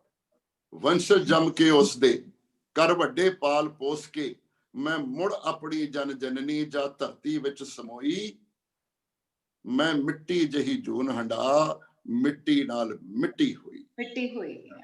ਵਾਹ ਵਾਹ ਵਾਹ। ਹੁਣ ਅੱਗੇ ਦ੍ਰੋਪਦੀ ਦਾ, ਸੀਤਾ ਦ੍ਰੋਪਦੀ ਦਾ ਕਿੱਸਾ ਵੀ ਦੱਸ ਰਹੀ ਹੈ। ਤੂੰ ਵੀ ਜਾਂਦੀ ਸੁਰਗਾਂ ਨੂੰ ਖਸਮਾਂ ਤੋਂ ਪਹਿਲਾਂ ਮੋਈ, 5 ਖਸਮਾਂ ਚੋਂ ਇੱਕ ਦੇ ਨਾਲ ਜੋ ਮੋਹ ਦੀ ਪਾਪਣ ਹੋਈ। ਸ਼ੀ ਵਾਸ ਮੋਰ ਅਟੈਚਡ ਵਿਦ ਅਰਜੁਨ, ਤੇ ਇਸ ਕਰਕੇ ਜਦੋਂ ਸੁਰਗਾਂ ਨੂੰ ਪਾਂਡਵ ਜਾ ਰਹੇ ਸੀ, ਸਭ ਤੋਂ ਪਹਿਲਾਂ ਮੌਤ ਨੇ ਆ ਕੇ ਜਿਹਨੂੰ ਦਬੋਚਿਆ ਉਹ ਦ੍ਰੋਪਦੀ ਸੀ, ਕਿਉਂਕਿ ਉਹ ਪਾਪਣ ਸੀ, ਕਿਉਂਕਿ ਇਹਨੇ ਅਰਜੁਨ ਨੂੰ ਬਾਕੀ ਚਾਰਾਂ ਨਾਲੋਂ ਜ਼ਿਆਦਾ ਚਾਹਿਆ। ਤੂੰ ਵੀ ਜਾਂਦੀ ਸੁਰਗਾਂ ਨੂੰ ਖਸਮਾਂ ਤੋਂ ਪਹਿਲਾਂ ਮੋਈ, 5 ਖਸਮਾਂ ਚੋਂ ਇੱਕ ਨਾਲ ਜੋ ਮੋਹ ਦੀ ਪਾਪਣ ਹੋਈ, 5 ਖਸਮਾਂ ਦੀ ਪਟਰਾਣੀ ਤੂੰ ਤੇ ਹੱਕ ਨਾ ਤੇਰਾ ਕੋਈ, ਜਿਸਨੇ ਤੈਨੂੰ ਜੂਏ ਦੇ ਵਿੱਚ ਕੌਡੀਆਂ ਦੇ ਦਾ ਲਾਇਆ, ਉਹ ਸੁਰਗਾਂ ਦਾ ਭਾਗੀ ਹੋਇਆ ਤੇ ਧਰਮਰਾਜ ਕਹਿਲਾਇਆ। ਉਹ ਸੁਰਗਾਂ ਦਾ ਭਾਗੀ ਹੋਇਆ ਤੇ ਧਰਮਰਾਜ ਕਹਿਲਾਇਆ। ਸੁਰਗਾਂ ਵੱਲ ਨੂੰ ਖੜਨ ਲਈ ਜਦ ਇੰਦਰ ਦਾ ਰਥ ਆਇਆ, ਇਹ ਵੀ ਉਸ ਕਥਾ ਚ ਆਉਂਦਾ ਹੈ। ਸੁਰਗਾਂ ਵੱਲ ਨੂੰ ਖੜਨ ਲਈ ਜਦ ਇੰਦਰ ਦਾ ਰਥ ਆਇਆ, ਤੇਰੇ ਸਾਈਂ ਨੇ ਤੇਰੇ ਥਾਈਂ ਸੰਗ ਕੁੱਤਾ ਨਾਲ ਬਿਠਾ। ਨੀ ਕਲ ਯੁਗ ਦੀ ਇਹ ਜੁਗਣੀ ਏ ਕਿਉਂ ਵਾਂਗ ਚੁਆਤੀ ਤੁਖਣੀ ਏ। ਹੁਣ ਸੁਣੋ ਦ੍ਰੋਪਦੀ ਤੇ ਸੀਤਾ ਦਾ ਇੱਕ ਹੋਰ ਰੂਪ ਜਿਹੜਾ ਤੁਹਾਡੇ ਸਾਹਮਣੇ ਆਏਗਾ। ਨੀ ਕਲ ਯੁਗ ਦੀ ਇਹ ਜੁਗਣੀ ਏ ਕਿਉਂ ਵਾਂਗ ਚੁਆਤੀ ਤੁਖਣੀ ਏ। ਭਲੇ ਜ਼ਮਾਨੇ ਸਤਜੁਗ ਦੇ ਵਿੱਚ ਸਾਡੀ ਸੋਭਾ ਸੀ ਨਿਰਾਲੀ। ਵੈਦੇਹੀ ਸੀਤਾ ਦਾ ਦੂਜਾ ਨਾਂ ਹੈ। ਵੈਦੇਹੀ ਸੀ ਦੁਰਗਾ ਦੇਵੀ, ਪੰਚਾਲੀ ਸੀ ਮਾਂ ਕਾਲੀ। ਸਾਡੀਆਂ 8 ਭੁਜਾਵਾਂ ਸੀ ਤੇ ਹੱਥ ਨਹੀਂ ਸੀ ਖਾਲੀ। ਸਾਡੇ ਚਰਣੀ ਚੰਡੇ ਮੁੰਡੇ ਸੀ, ਸਵਾਰੀ ਸ਼ੇਰਾਂ ਵਾਲੀ। ਤੁਸੀਂ ਜਿਹੜੀ ਦੁਰਗਾ ਦੀ ਹਮੇਸ਼ਾ ਤਸਵੀਰ ਦੇਖਦੇ ਹੋ ਚ ਉਹਦੇ ਪੈਰਾਂ 'ਚ 2 ਰਾਖਸ਼, ਚੰਡਾ ਤੇ ਮੁੰਡਾ, 2 ਭਰਾ ਸੀ। ਇਹ ਅੱਜ ਦੇ ਚੰਡੇ ਮੁੰਡਿਆਂ ਤੇ ਵੀ ਲਾਗੂ ਹੁੰਦਾ ਹੈ। ਸਾਡੀਆਂ 8 ਭੁਜਾਵਾਂ ਸੀ ਤੇ ਹੱਥ ਨਹੀਂ ਸੀ ਖਾਲੀ, ਸਾਡੇ ਚਰਣੀ ਚੰਡੇ ਮੁੰਡੇ ਸੀ, ਸਵਾਰੀ ਸ਼ੇਰਾਂ ਵਾਲੀ, ਸਾਡੇ ਕੇਸੀ ਕਾਲੇ ਨਾਗ ਸੀ, ਰੰਗ ਸੌਲਾ ਜਿਹਵਾ ਲਾਲੀ, ਖੋਰੇ ਕਿਹੜੇ ਪਰਪੰਚਾਂ ਦੀ ਮੋਢੇ ਪਈ ਪੰਜਾਲੀ, ਤਿੱਖੇ ਸਾਡੇ ਤ੍ਰਿਸ਼ੂਲ ਦੀ ਧਾਰ ਗਈ ਜੰਗਾਲੀ, ਯੁੱਗ ਪੁਰਸ਼ਾਂ ਹੱਥੋਂ ਹੋ ਗਈਆਂ, ਅਸੀਂ ਸੀਤਾ ਤੇ ਪੰਚਾਲੀ। क्या ਵਾਹ ਵਾਹ बहुत बहुत ਵਾਹ। ਨੀ ਕਲਯੁਗ ਦੀ ਇਹ ਜੁਗਣੀ ਹੈ। ਇਹ ਆਖਰੀ ਬੰਦ ਹੈ ਇਸ ਜੁਗਣੀ ਦਾ। ਨੀ ਕਲਯੁਗ ਦੀ ਇਹ ਜੁਗਣੀ ਹੈ। ਤੁਹਾਨੂੰ ਪਤਾ ਵੀ ਕਲਯੁਗ ਦੇ ਵਿੱਚ ਸ਼ਾਇਦ ਇਹ ਕਿਹਾ ਜਾਂਦਾ ਹੈ ਕਿ ਕਲੀ ਦਾ ਅਵਤਾਰ ਆਏਗਾ, ਜਿਹੜਾ ਫਿਰ ਉਧਾਰ ਕਰੇਗਾ। ਜਿਵੇਂ ਤ੍ਰੇਤੇ ਦੇ ਵਿੱਚ ਰਾਮ ਤੇ ਦੁਆਪਰ ਚ ਕ੍ਰਿਸ਼ਨ, ਤੇ ਹੁਣ ਕਲਯੁਗ ਦੇ ਵਿੱਚ ਕਲੀ ਦੇ ਅਵਤਾਰ ਦੀ ਉਡੀਕ ਹੋ ਰਹੀ ਹੈ। ਨੀ ਕਲਯੁਗ ਦੀ ਇਹ ਜੁਗਣੀ ਹੈ, ਕਿਉਂ ਅੰਦਰੋਂ ਅੰਦਰ ਮੁਕਣੀ ਹੈ, ਲਾ ਜੁਗਾ ਜੁਗੰਤਰ ਦਾ ਜੁੱਲਾ, ਫੂਕ ਦੇ ਚੌਕਾ ਚੱਕਲਾ ਚੁੱਲਾ, ਲਾ ਜੁਗਾ ਜੁਗੰਤਰ ਦਾ ਜੁੱਲਾ, ਫੂਕ ਦੇ ਚੌਂਕਾ ਚੱਕਲਾ ਚੁੱਲਾ, ਜੋ ਪੋਥੀਆਂ ਅੰਦਰ ਮੰਤਰ ਨੇ, ਇਹ ਨਿਰੇ ਪੁਰੇ ਛੜਯੰਤਰ ਨੇ, ਜਿਨ੍ਹਾਂ ਨੇ ਪੁੱਠਾ ਪਾਠ ਪੜਾਇਆ, ਪੰਡਤ ਨਹੀਂ ਪਤੰਦਰ ਨੇ, ਅਸੀਂ ਦੇਵਦਾਸੀਆਂ ਬਣ ਕੇ ਰਹੀਏ, ਇਸੇ ਪੱਜ ਨੂੰ ਮੰਦਰ ਨੇ। ਵਾਹ ਵਾਹ ਵਾਹ ਵਾਹ। ਗਾਂਢਾ ਤੋੜ ਦੇ ਤੰਤਰ ਮੰਤਰ ਦਾ, ਭੰਨ ਭਾਂਡਾ ਇਸ ਛੜਯੰਤਰ ਦਾ, ਛੱਡ ਖਹਿੜਾ ਰਾਮ ਕ੍ਰਿਸ਼ਨ ਦਾ, ਅਰਜਨ ਦਾ ਤੇ ਲక్ష్మణ ਦਾ, ਹੁਣ ਆਪਣੀ ਲੈਣੀ ਸਾਰ ਤੂੰ, ਕਰ ਆਪਣਾ ਆਪ ਉਧਾਰ ਤੂੰ, ਕਲ ਯੁੱਗ ਦੇ ਵਿੱਚ ਕੋਈ ਕਲੀ ਨਹੀਂ, ਲੈ ਕਾਲੀ ਦਾ ਅਵਤਾਰ ਤੂੰ। क्या बात। ਬਹੁਤ ਨਹੀਂ ਅੱਛਾ। ਕਲ ਯੁੱਗ ਦੀ ਇਹ ਜੁਗਣੀਏ, ਲੈ ਕਾਲੀ ਦਾ ਅਵਤਾਰ ਤੂੰ। ਵਾਹ ਬਹੁਤ ਬਹੁਤ ਅੱਛੇ, ਬਹੁਤ ਅੱਛੇ ਜੀ। ਮੈਂ ਤੇ ਇਹ ਕਹਿਣਾ ਚਾਹੁੰਦਾ ਸਰਬਜੋਤ ਜੀ ਨੂੰ ਕਿ ਇਹਨਾਂ ਨੇ ਮਾਤਾ ਸੀਤਾ ਔਰ ਦ੍ਰੋਪਦੀ ਨੂੰ ਇੱਕ ਤੇ ਜੋ ਨੀ ਆਖ ਕੇ ਸੰਬੋਧਨ ਹੋਏ ਨੇ, ਉਹ ਫਿਰ ਆਪਾਂ ਪ੍ਰੋਟੈਸਟ ਪੋਇਟਰੀ ਦਾ ਕਿ ਨੀ ਆਖਣ ਦੇ ਨਾਲ ਹੀ ਉਹ ਦੋਵੇਂ ਨੇ ਜਿਵੇਂ ਪੰਜਾਬਣ ਬਣ ਜਾਂਦੀਆਂ ਨੇ, ਪੰਜਾਬ ਦੇ ਵਿੱਚ ਆ ਜਾਂਦੀਆਂ ਨੇ। ਉਹਨਾਂ ਦੇ ਨਾਲ ਗੱਲ ਕਰਨੀ, ਉਹਨਾਂ ਦੇ ਨਾਲ ਜੁੜਨਾ, ਉਹਨਾਂ ਦੇ ਭਾਵ ਜਗਤ ਨੂੰ ਸਮਝਣਾ ਸਾਡੇ ਲਈ ਬਹੁਤ ਸੁਖਾਲਾ ਹੋ ਜਾਂਦਾ, ਦੁਰਾਡਾ ਨਹੀਂ ਰਹਿੰਦਾ। ਮੈਂ ਸਮਝਦਾ ਜੀ ਇੱਕ ਤੇ ਇਹ ਗੱਲ। ਦੂਜਾ ਕਿ ਜਿਹੜਾ ਲਹਿਜਾ ਜੁਗਨੀ ਦੇ ਵਿੱਚ ਜਿਹੜੀ ਇਹਨਾਂ ਨੇ ਪਾ ਕੇ ਇਸ ਸਾਰੀ ਮਿੱਥ ਨੂੰ ਫਰੋਲਿਆ, ਤੇ ਜੁਗਨੀ ਦਾ ਜਿਹੜਾ ਲਹਿਜਾ ਬਹੁਤ ਹੀ ਡਾਇਰੈਕਟ ਤੇ ਮੋਟੀ ਠੁੱਲੀ ਜ਼ੁਬਾਨ ਦੇ ਵਿੱਚ ਲੋਕਾਂ ਦੇ ਨਾਲ ਜੁੜਨ ਵਾਲਾ ਇੱਕ ਈਡੀਅਮ ਆ, ਉਹ ਮੁਹਾਵਰੇ ਦੇ ਵਿੱਚ ਹੈ। ਉਹਦੇ ਵਿੱਚ ਇੱਕ ਬੜੀ ਮੁਸ਼ਕਿਲ ਤੰਦ ਨੂੰ ਇਹਨਾਂ ਨੇ ਬੜੇ ਖਾਲਸ ਪੰਜਾਬੀ ਤਰੀਕੇ ਦੇ ਨਾਲ ਬਹਿਲ ਸਾਹਿਬ ਨੇ ਇਸ ਕਲਯੁਗ ਦੀ ਜੁਗਨੀ ਦੇ ਵਿੱਚ ਉਹਨਾਂ ਨੇ ਨਿਭਾਇਆ। ਔਰ ਮੈਂ ਸਮਝਦਾ ਕਿ ਬਿਸ਼ਨਾ ਤੇ ਮੁਹੰਮਦਾ ਅੱਜ ਖੁਸ਼ ਹੋਣਗੇ ਕਿ ਜੁਗਨੀ ਦਾ ਸਫ਼ਰ ਜਾਰੀ ਹੈ, ਔਰ ਜੁਗਨੀ ਬੜੇ ਕਾਮਲ ਹੱਥਾਂ ਦੇ ਵਿੱਚ ਆਪਣੀ ਖੇਡ, ਆਪਣਾ ਸਫ਼ਰ ਅੱਜ ਵੀ ਉਹ ਲਗਾਤਾਰ ਮੁਸਤੈਦੀ ਦੇ ਨਾਲ ਕਰ ਰਹੀ ਹੈ। ਬਹੁਤ ਧੰਨਵਾਦ ਬਹਿਲ ਸਾਹਿਬ ਇਸ ਸਾਰੀ ਬੈਠਕ ਦੇ ਲਈ ਵੀ, ਹੋਰਾਂ ਦੇ ਲਈ ਵੀ। ਇਸ ਤੋਂ ਪਹਿਲਾਂ ਕਿ ਹੋਰ ਬੋਲਣ ਤੇ ਜੇ ਮੈਨੂੰ ਇਜਾਜ਼ਤ ਹੋਵੇ, ਸਿਰਫ 2 ਕਿ 3 ਮਿੰਟ ਦੇ ਵਿੱਚ ਮੈਨੂੰ ਇਹ ਲੱਗਦਾ ਹੈ ਕਿ ਪਾਕਿਸਤਾਨ ਦੇ ਸ਼ਾਇਰ ਹੋਏ ਨੇ ਪੰਜਾਬੀ ਦੇ ਉਸਤਾਦ ਚਿਰਾਗਦੀਨ ਦਾਮਨ, ਛੋਟੇ ਛੋਟੇ ਉਹਨਾਂ ਦੇ 1 ਕਿ 1.5 ਬੰਦ ਕੇ ਪ੍ਰੋਟੈਸਟ ਦੀ ਸ਼ਾਇਰੀ ਦਾ ਜੇ ਇਹ ਇੱਕ ਰੰਗ ਸਾਡੇ ਇਸ ਸਾਰੇ ਦੇ ਨਾਲ ਜੁੜ ਕੇ ਇਹ ਕਿਵੇਂ ਆਉਂਦਾ। ਇੱਕ ਤੇ ਇਹ ਆਉਂਦਾ ਕਿ ਜਦੋਂ ਅੰਗਰੇਜ਼ ਹਕੂਮਤ ਦੇ ਖਿਲਾਫ ਜਦੋਂ ਉਹ ਆਪਣੀ ਗੱਲ ਕਹਿੰਦੇ ਆ, ਤਾਂ ਉਹ ਕਿਵੇਂ ਇਹ ਸਾਰੀ ਸਟੇਜੀ ਸ਼ਾਇਰੀ ਸਾਡੀ ਪੰਜਾਬੀ ਦੀ ਅੰਗਰੇਜ਼ਾਂ ਦੇ ਖਿਲਾਫ ਪ੍ਰੋਟੈਸਟ ਪੋਇਟਰੀ ਦਾ ਫਾਰਮ, ਉਹਦੇ ਖਿਲਾਫ ਆਧੁਨਿਕ ਫਾਰਮ ਉਹਦੇ ਖਿਲਾਫ ਖੜਾ ਹੁੰਦਾ, ਗੀਤਾਂ ਦਾ, ਗਜ਼ਲਾਂ ਦਾ ਤੇ ਕਵਿਤਾਂ ਦਾ ਤੇ ਹੋਰਾਂ ਦਾ। ਉਹਦੀ ਆਪਾਂ ਇੱਕ ਇੱਥੇ ਵੇਖਦੇ ਹਾਂ ਝਲਕ। ਉਹ ਕਹਿੰਦੇ ਆ ਕਿ ਅੱਜ ਦੇ ਦੌਰ ਦੇ ਨਾਲ ਵੀ ਜ਼ਰਾ ਇਹਨੂੰ ਜੋੜ ਕੇ ਦੇਖੀਏ, ਜ਼ਰਾ ਰਾਜਿਆਂ ਨੂੰ ਆਪਸ 'ਚ ਬਦਲ ਕੇ ਦੇਖੀਏ। ਬੰਦ ਬੰਦ ਗੁਲਾਮੀ ਦੇ ਨਾਲ ਬੱਝਾ, ਬੰਦੀਵਾਨ ਬੰਦ ਰਾਜ ਦਾ ਖੋਲਣਾ ਬੰਦ ਹੈ, ਸ਼ਾਹ ਅੰਗਰੇਜ਼ ਦੀ ਸ਼ਾਹੀ ਅੰਦਰ ਸੱਚ ਆਖਣਾ ਤੇ ਪੂਰਾ ਤੋਲਣਾ ਬੰਦ, ਜਜ਼ਬਾ ਦਿਲ ਦਾ ਦਿਲ 'ਚ ਜਜ਼ਬ ਹੋਇਆ, ਹੁਣ ਤੇ ਹੋਇਆ ਜ਼ਬਾਨ ਤੋਂ ਬੋਲਣਾ ਬੰਦ। ਕੀ ਬਾਤ। ਉਹ ਗੱਲ ਸਿਮਰਨ ਅਕਸ ਨੇ ਤੇ ਨੀਤੂ ਅਰੋੜਾ ਹੁਣਾਂ ਨੇ ਜੋ ਆਖੀ ਹੈ, ਜਜ਼ਬਾ ਦਿਲ ਦਾ ਦਿਲ 'ਚ ਜਜ਼ਬ ਹੋਇਆ, ਹੁਣ ਤੇ ਹੋਇਆ ਜ਼ੁਬਾਨ ਤੋਂ ਬੋਲਣਾ ਬੰਦ ਹੈ, ਸ਼ਾਹ ਅੰਗਰੇਜ਼ ਦੀ ਸ਼ਾਹੀ ਅੰਦਰ ਕਹਿਣਾ ਹੱਕ ਤੇ ਹੱਕ ਟਟੋਲਣਾ ਬੰਦ, ਬੋਲਣ ਵਾਲੇ ਤੇ ਫੇਰ ਵੀ ਬੋਲਦੇ ਨੇ, ਹੁਕਮਦਾਰ ਦਾ ਕੀ ਚੜ ਕੇ ਵਾਰ ਉੱਤੇ, ਜੋ ਗੁਲਾਮ ਆਜ਼ਾਦ ਖਿਆਲ ਹੋਵਣ ਉਹ ਆਜ਼ਾਦ ਨੇ ਕੁੱਲ ਸੰਸਾਰ ਉੱਤੇ। ਇਹ ਇੱਕ ਉਹਨਾਂ ਦਾ। ਬਸ ਮੈਂ ਇੱਕੋ ਹੀ ਗੱਲ ਇਹ ਕਹਿਣੀ ਚਾਹੁੰਦਾ ਕਿ ਜਿੱਥੋਂ ਆਪਾਂ ਸ਼ੁਰੂ ਕੀਤੀ ਗੱਲ ਬਹਿਲ ਸਾਹਿਬ ਦੀ ਕਵਿਤਾ ਤੋਂ, ਜਿੱਥੇ ਇਹ ਆਪਣੇ ਸਮਕਾਲੀਆਂ ਨੂੰ ਮੁਖਾਤਬ ਹੋ ਕੇ ਇਹਨਾਂ ਨੇ ਇੱਕ ਚੁਣੌਤੀ ਰੱਖੀ, ਮੈਂ ਸਮਝਦਾ ਕਿ ਉਹ ਹਾਸਲ ਹੈ। ਬਿਲਕੁਲ ਇੱਕ ਉਸੇ ਹੀ ਰੰਗ ਦੇ ਨਾਲ ਬਹਿਲ ਸਾਹਿਬ, ਆਪਾਂ ਜੇ ਮੈਂ ਆਪਣੇ ਵੱਲੋਂ ਇਸ ਗੱਲ ਨੂੰ ਜੇ ਖਤਮ ਕਰਾਂ ਕਿ ਉਸਤਾਦ ਦਾਮਨ ਕੀ ਕਹਿੰਦੇ ਨੇ ਆਪਣੇ ਨਾਲ ਦੇ ਸ਼ਾਇਰਾਂ ਨੂੰ, ਕਿ ਮੇਰੇ ਖਿਆਲ ਅੰਦਰ ਉਹ ਸ਼ਾਇਰ ਹੁੰਦਾ ਖੰਡ ਖੰਡ ਨੂੰ ਜ਼ਹਿਰ ਆਖੇ, ਜੋ ਕੁਝ ਹੁੰਦਾ ਏ ਹੋਵੇ ਨਾ ਡਰੇ ਹਰਗਿਜ਼, ਰਹਿਮ ਨੂੰ ਕਹਿਰ ਆਖੇ, ਭਾਵੇਂ ਹਸਤੀ ਦੀ ਬਸਤੀ ਬਰਬਾਦ ਹੋਵੇ, ਜੰਗਲ ਨੂੰ ਸ਼ਹਿਰ ਆਖੇ, ਦਾਮਨ ਦੁੱਖਾਂ ਦੇ ਬਹਿਰ ਚ ਜਾਏ ਡੁੱਬਦਾ, ਨਦੀ ਨੂੰ ਨਹਿਰ ਆਖੇ। ਵਾਹ ਵਾਹ। ਇਹਨਾਂ ਕੁਝ ਸ਼ਬਦਾਂ ਦੇ ਨਾਲ ਮੈਨੂੰ ਲੱਗਿਆ ਕਿ ਇਹ ਵਡੇਰੇ ਵੀ ਆਪਣੇ ਨਾਲ ਰਹਿਣ। ਇਹ ਰਵਾਇਤ ਪੰਜਾਬੀ ਦੇ ਅੰਦਰ ਇਹ ਸੁਰ ਦੇ ਵਿੱਚ ਆਪਣੀ ਗੱਲ ਕਹਿਣ ਦੀ, ਆਪਣੀ ਹੋਂਦ ਨੂੰ ਦਰਜ ਕਰਵਾਉਣ ਦੀ, ਨਿਤਾ ਪ੍ਰਤੀ ਦੇ ਜੀਵਨ ਵਿੱਚ ਹਰ ਰੋਜ਼ ਦੀ ਜ਼ਿੰਦਗੀ ਦੇ ਵਿੱਚ ਵੀ ਇੱਕ ਆਪਣੀ ਥਾਂ ਦੇ ਲਈ, ਇੱਕ ਹੱਕ ਦੇ ਲਈ ਜਦੋ ਜਹਿਦ ਦੇ ਤੁਰਦੇ ਰਹਿਣਾ, ਔਰ ਉਹ ਖਾਸ ਇਤਿਹਾਸਕ ਮਰਹਲਿਆਂ ਦੇ ਉੱਪਰ ਜਦੋਂ ਇਹ ਸਾਡੀ ਜਦੋ ਜਹਿਦ ਦੇ ਵਿੱਚ ਇੱਕ ਉਬਾਲ ਆਉਂਦਾ ਹੈ, ਉਹਦੇ ਨਾਲ ਜੁੜਨਾ, ਉਹਦੀ ਗੱਲ ਕਰਨੀ ਔਰ ਉਹਦੇ ਵਿੱਚੋਂ ਗੱਲ ਕਰਨੀ ਸਿੱਖਣੀ, ਦੁਬਾਰਾ ਤੋਂ ਉਸ ਰੌਂ ਨੂੰ ਹਾਸਲ ਕਰਨਾ, ਇਤਿਹਾਸ ਦਾ ਤੇ ਕਵਿਤਾ ਦਾ, ਨਿੱਜ ਦਾ ਤੇ ਪਰ ਦਾ, ਫਾਰਮ ਦਾ ਤੇ ਕੰਟੈਂਟ ਦਾ ਇਹ ਰਿਸ਼ਤਾ ਅੱਜ ਸਾਡੇ ਸਾਹਮਣੇ ਇਸ ਬੈਠਕ ਦੇ ਵਿੱਚ ਜਿਵੇਂ ਖੁੱਲਿਆ, ਮੈਂ ਸਮਝਦਾ ਕਿ ਇਹ ਇੱਕ ਬੜੀ ਨਿੱਗਰ, ਅੱਜ ਇੱਕ ਬੜੀ ਸ਼ੁਭ ਇਹ ਸੰਗਤ ਬੈਠੀ ਹੈ। ਮੇਰੇ ਵੱਲੋਂ ਸਾਰਿਆਂ ਨੂੰ ਬਹੁਤ ਵਧਾਈਆਂ, ਮੁਬਾਰਕਾਂ ਔਰ ਬਹੁਤ ਧੰਨਵਾਦ ਸਾਰੀ ਟੀਮ ਦਾ ਜਿਨ੍ਹਾਂ ਨੇ ਇਸ ਨੂੰ ਸਾਡੇ ਤੱਕ ਪੁੱਜਦਾ ਕੀਤਾ। ਓਵਰ ਟੂ ਗੁਰਪ੍ਰਤਾਪ ਜਾਂ ਚਮਕ ਸਾਹਿਬ ਜਾਂ ਬਹਿਲ ਸਾਹਿਬ। ਬਹੁਤ ਸ਼ੁਕਰੀਆ ਸੁਮੇਲ ਜੀ। ਔਰ ਤੁਸੀਂ ਇਹਨੂੰ ਅਖੀਰ ਦੇ ਵਿੱਚ ਜਿਹੜੀ ਪੁੱਟ ਚੜਾਈ ਹੈ, ਬਹੁਤ ਖੂਬਸੂਰਤ ਤਰੀਕੇ ਨਾਲ ਤੁਸੀਂ ਇਹਦਾ ਸਾਰਾ ਸਮ ਅਪ ਕੀਤਾ। ਇਸ ਸੈਸ਼ਨ ਦਾ ਜੋ ਵੀ ਇਹਦੀ ਸਪਿਰਿਟ ਸੀ ਉਹਨੂੰ ਤੁਸੀਂ ਸਮੇਟਿਆ ਬੜੀ ਖੂਬਸੂਰਤੀ ਨਾਲ। ਮੈਂ ਆਸਕ ਪ੍ਰੀਤੀ ਕਿ ਸਾਡੇ ਕੋਲ ਸਮਾਂ ਹੈ ਕੋਈ ਇੰਟਰੈਕਸ਼ਨ ਲਈ ਆਡੀਅנס ਦੇ ਨਾਲ? ਮੇਰਾ ਖਿਆਲ ਪ੍ਰੀਤੀ ਜੀ ਤੇ ਮਿਊਟ ਨੇ। Let me ask her to unmute herself, क्योंकि we are already 7:22 now. जी। If there are some questions, you can take one or two. We can go up to 7:30, and then Gurpratap can wrap after. जी सारी। And if there are some comments, questions, you should.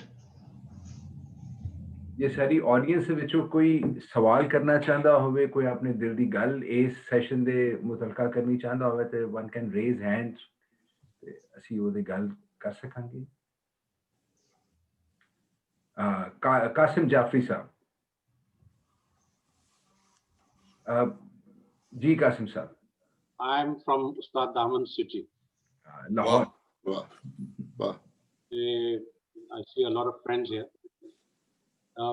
ये protest की शायरी हो रही थी, तो if we have 3-4 minutes, I have some poetry on protest, if it's allowed. Ji please go ahead. This is by a poet who was born in Allahabad, and he wrote this poetry in Lahore. It is about, and I will just, it's a long one, so I'll just read. Chosen one, it's against tyranny and the forces of tyranny. He says, and it's in Urdu, कि तुमने हर अहद में हर नस्ल से गद्दारी की, तुमने बाजार में अपनों की खरीदारी की, ईद से ईद बजा दी गई खुददारी की, खौफ को रख लिया खिदमत पे कमादारी की, आज तुम मुझसे मिली जिनसे गिरा मानते, अलफ ज़हन वफादारी जहां मानते। I'm sorry if the Urdu is difficult, but I'll try to make it short. जाओ ये चीज किसी मदहसरा से मांगो, ताइफे वालों से ढोलक की सदा से मांगो, अपने दरबानों से बदतर फकरा से मांगो, अपने दरबार के गूंगे शुअरा से मांगो। मुझसे पूछोगे तो खंजर से उदू बोलेगा, गर्दने काट भी दोगे तो लहू बोलेगा। वाह। और इल्म सुकरात की आवाज है, ईसा का लहू। इल्म गहवारा सैयारा अंजाम नहू, इल्म अब्बा से अलमदार के जख्मी बाजू, इल्म बेटे की गई कब्र पे माँ के आंसू।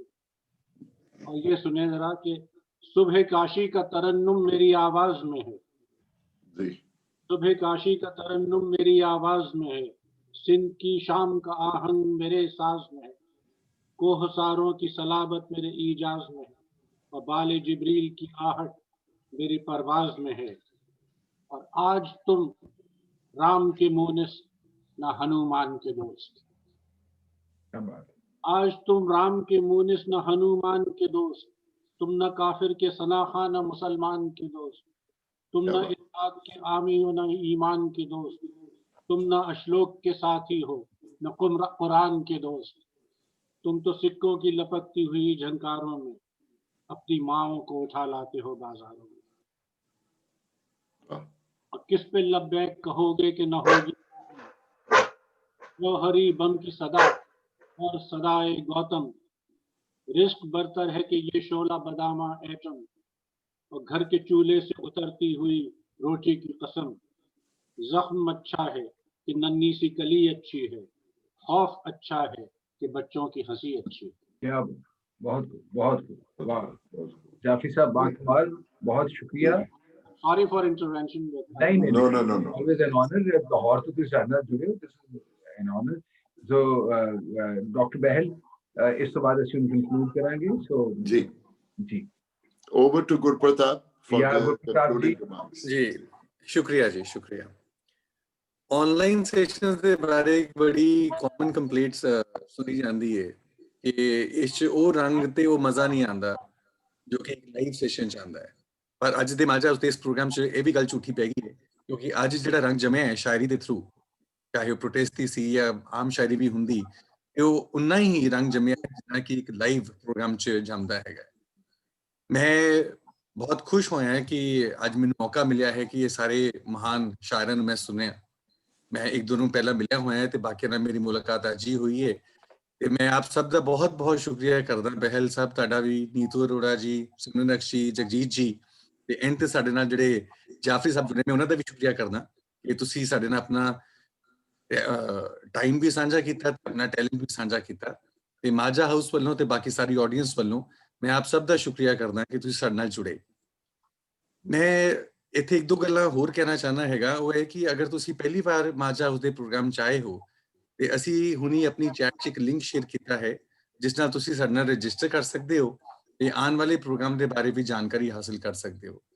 ਮੈਂ ਤੁਹਾਨੂੰ ਇਹ ਵੀ ਦੱਸਦਾ ਕਿ ਅਗਲੇ ਹਫਤੇ ਸਾਡੇ 2 ਪ੍ਰੋਗਰਾਮ ਹੈਗੇ ਨੇ, ਸੈਟਰਡੇ ਤੇ ਸੰਡੇ, ਤੇ ਉਹਨਾਂ 'ਚ ਅਗਰ ਤੁਸੀਂ ਸ਼ਿਰਕਤ ਕਰਨਾ ਚਾਹੁੰਦੇ ਹੋ ਤੇ ਤੁਹਾਨੂੰ ਮੈਂ ਉਹਦੇ ਬਾਰੇ ਥੋੜਾ ਜਿਹਾ ਵੇਰਵਾ ਦੱਸ ਦੇਣਾ ਕਿ 28 ਤਰੀਕ ਨੂੰ ਸ਼ਨੀਵਾਰ ਨੂੰ ਸਾਡਾ ਸੈਸ਼ਨ ਹੈ ਇਨਕਲੂਜਨ ਐਂਡ ਪਲੂਰੈਲਿਟੀ ਤੇ with Pallavi Aiyar, Mandira Nair, Jonathan Gil Harris and Samrat X. ਤੇ ਇਸ ਤੋਂ ਅਗਲੇ ਦਿਨ ਸੰਡੇ ਨੂੰ ਸਾਡਾ ਜਿਹੜਾ ਪ੍ਰੋਗਰਾਮ ਹੈਗਾ ਉਹ ਬਾਬਾ ਨਾਨਕ ਦੇ ਉੱਪਰ ਹੈਗਾ, ਤੇ ਇਸ 'ਚ ਸਾਡੇ ਨਾਲ ਜੁੜਨਗੇ ਭਾਈ ਬਲਦੀਪ ਸਿੰਘ, ਹਾਰੂਨ ਖਾਲਿਦ, ਸੁਮੇਲ ਸਿੰਘ ਸਿੱਧੂ ਤੇ ਨਿਰੂਪਮਾ ਦੱਤ। ਮੈਨੂੰ ਆਸ਼ਾ ਹੈ ਕਿ ਤੁਹਾਨੂੰ ਅੱਜ ਦਾ ਪ੍ਰੋਗਰਾਮ ਵੀ ਅੱਛਾ ਲੱਗਿਆ ਹੋਵੇਗਾ ਤੇ ਤੁਸੀਂ ਸਾਡੇ ਨਾਲ ਅੱਗੇ ਵੀ ਜੁੜੇ ਰਹੋਗੇ ਤੇ ਅਗਲੇ ਪ੍ਰੋਗਰਾਮ 'ਚ ਸਾਡੇ ਨਾਲ ਜ਼ਰੂਰ ਆਓਗੇ। ਸ਼ੁਕਰੀਆ। ਤੁਹਾਡਾ ਸਾਰਿਆਂ ਦਾ ਇੱਕ ਵਾਰ ਫਿਰ ਤਹਿ ਦਿਲੋਂ ਧੰਨਵਾਦ, ਤੇ ਫਿਰ ਇਨਸ਼ਾਅੱਲਾ ਤਾਲਾ ਜਲਦ ਮਿਲਾਂਗੇ ਰੱਬ ਸੋਹਣੇ ਦੇ ਹਵਾਲੇ ਤੇ ਸੋਹਣੇ ਰੱਬ ਦੇ ਹਵਾਲੇ ਮਾਝਾ ਹਾਊਸ ਇਸ ਵੇਲੇ 'ਚ ਤੁਹਾਨੂੰ ਸਾਰਿਆਂ ਨੂੰ ਸ਼ੁਭ ਰਾਤਰੀ।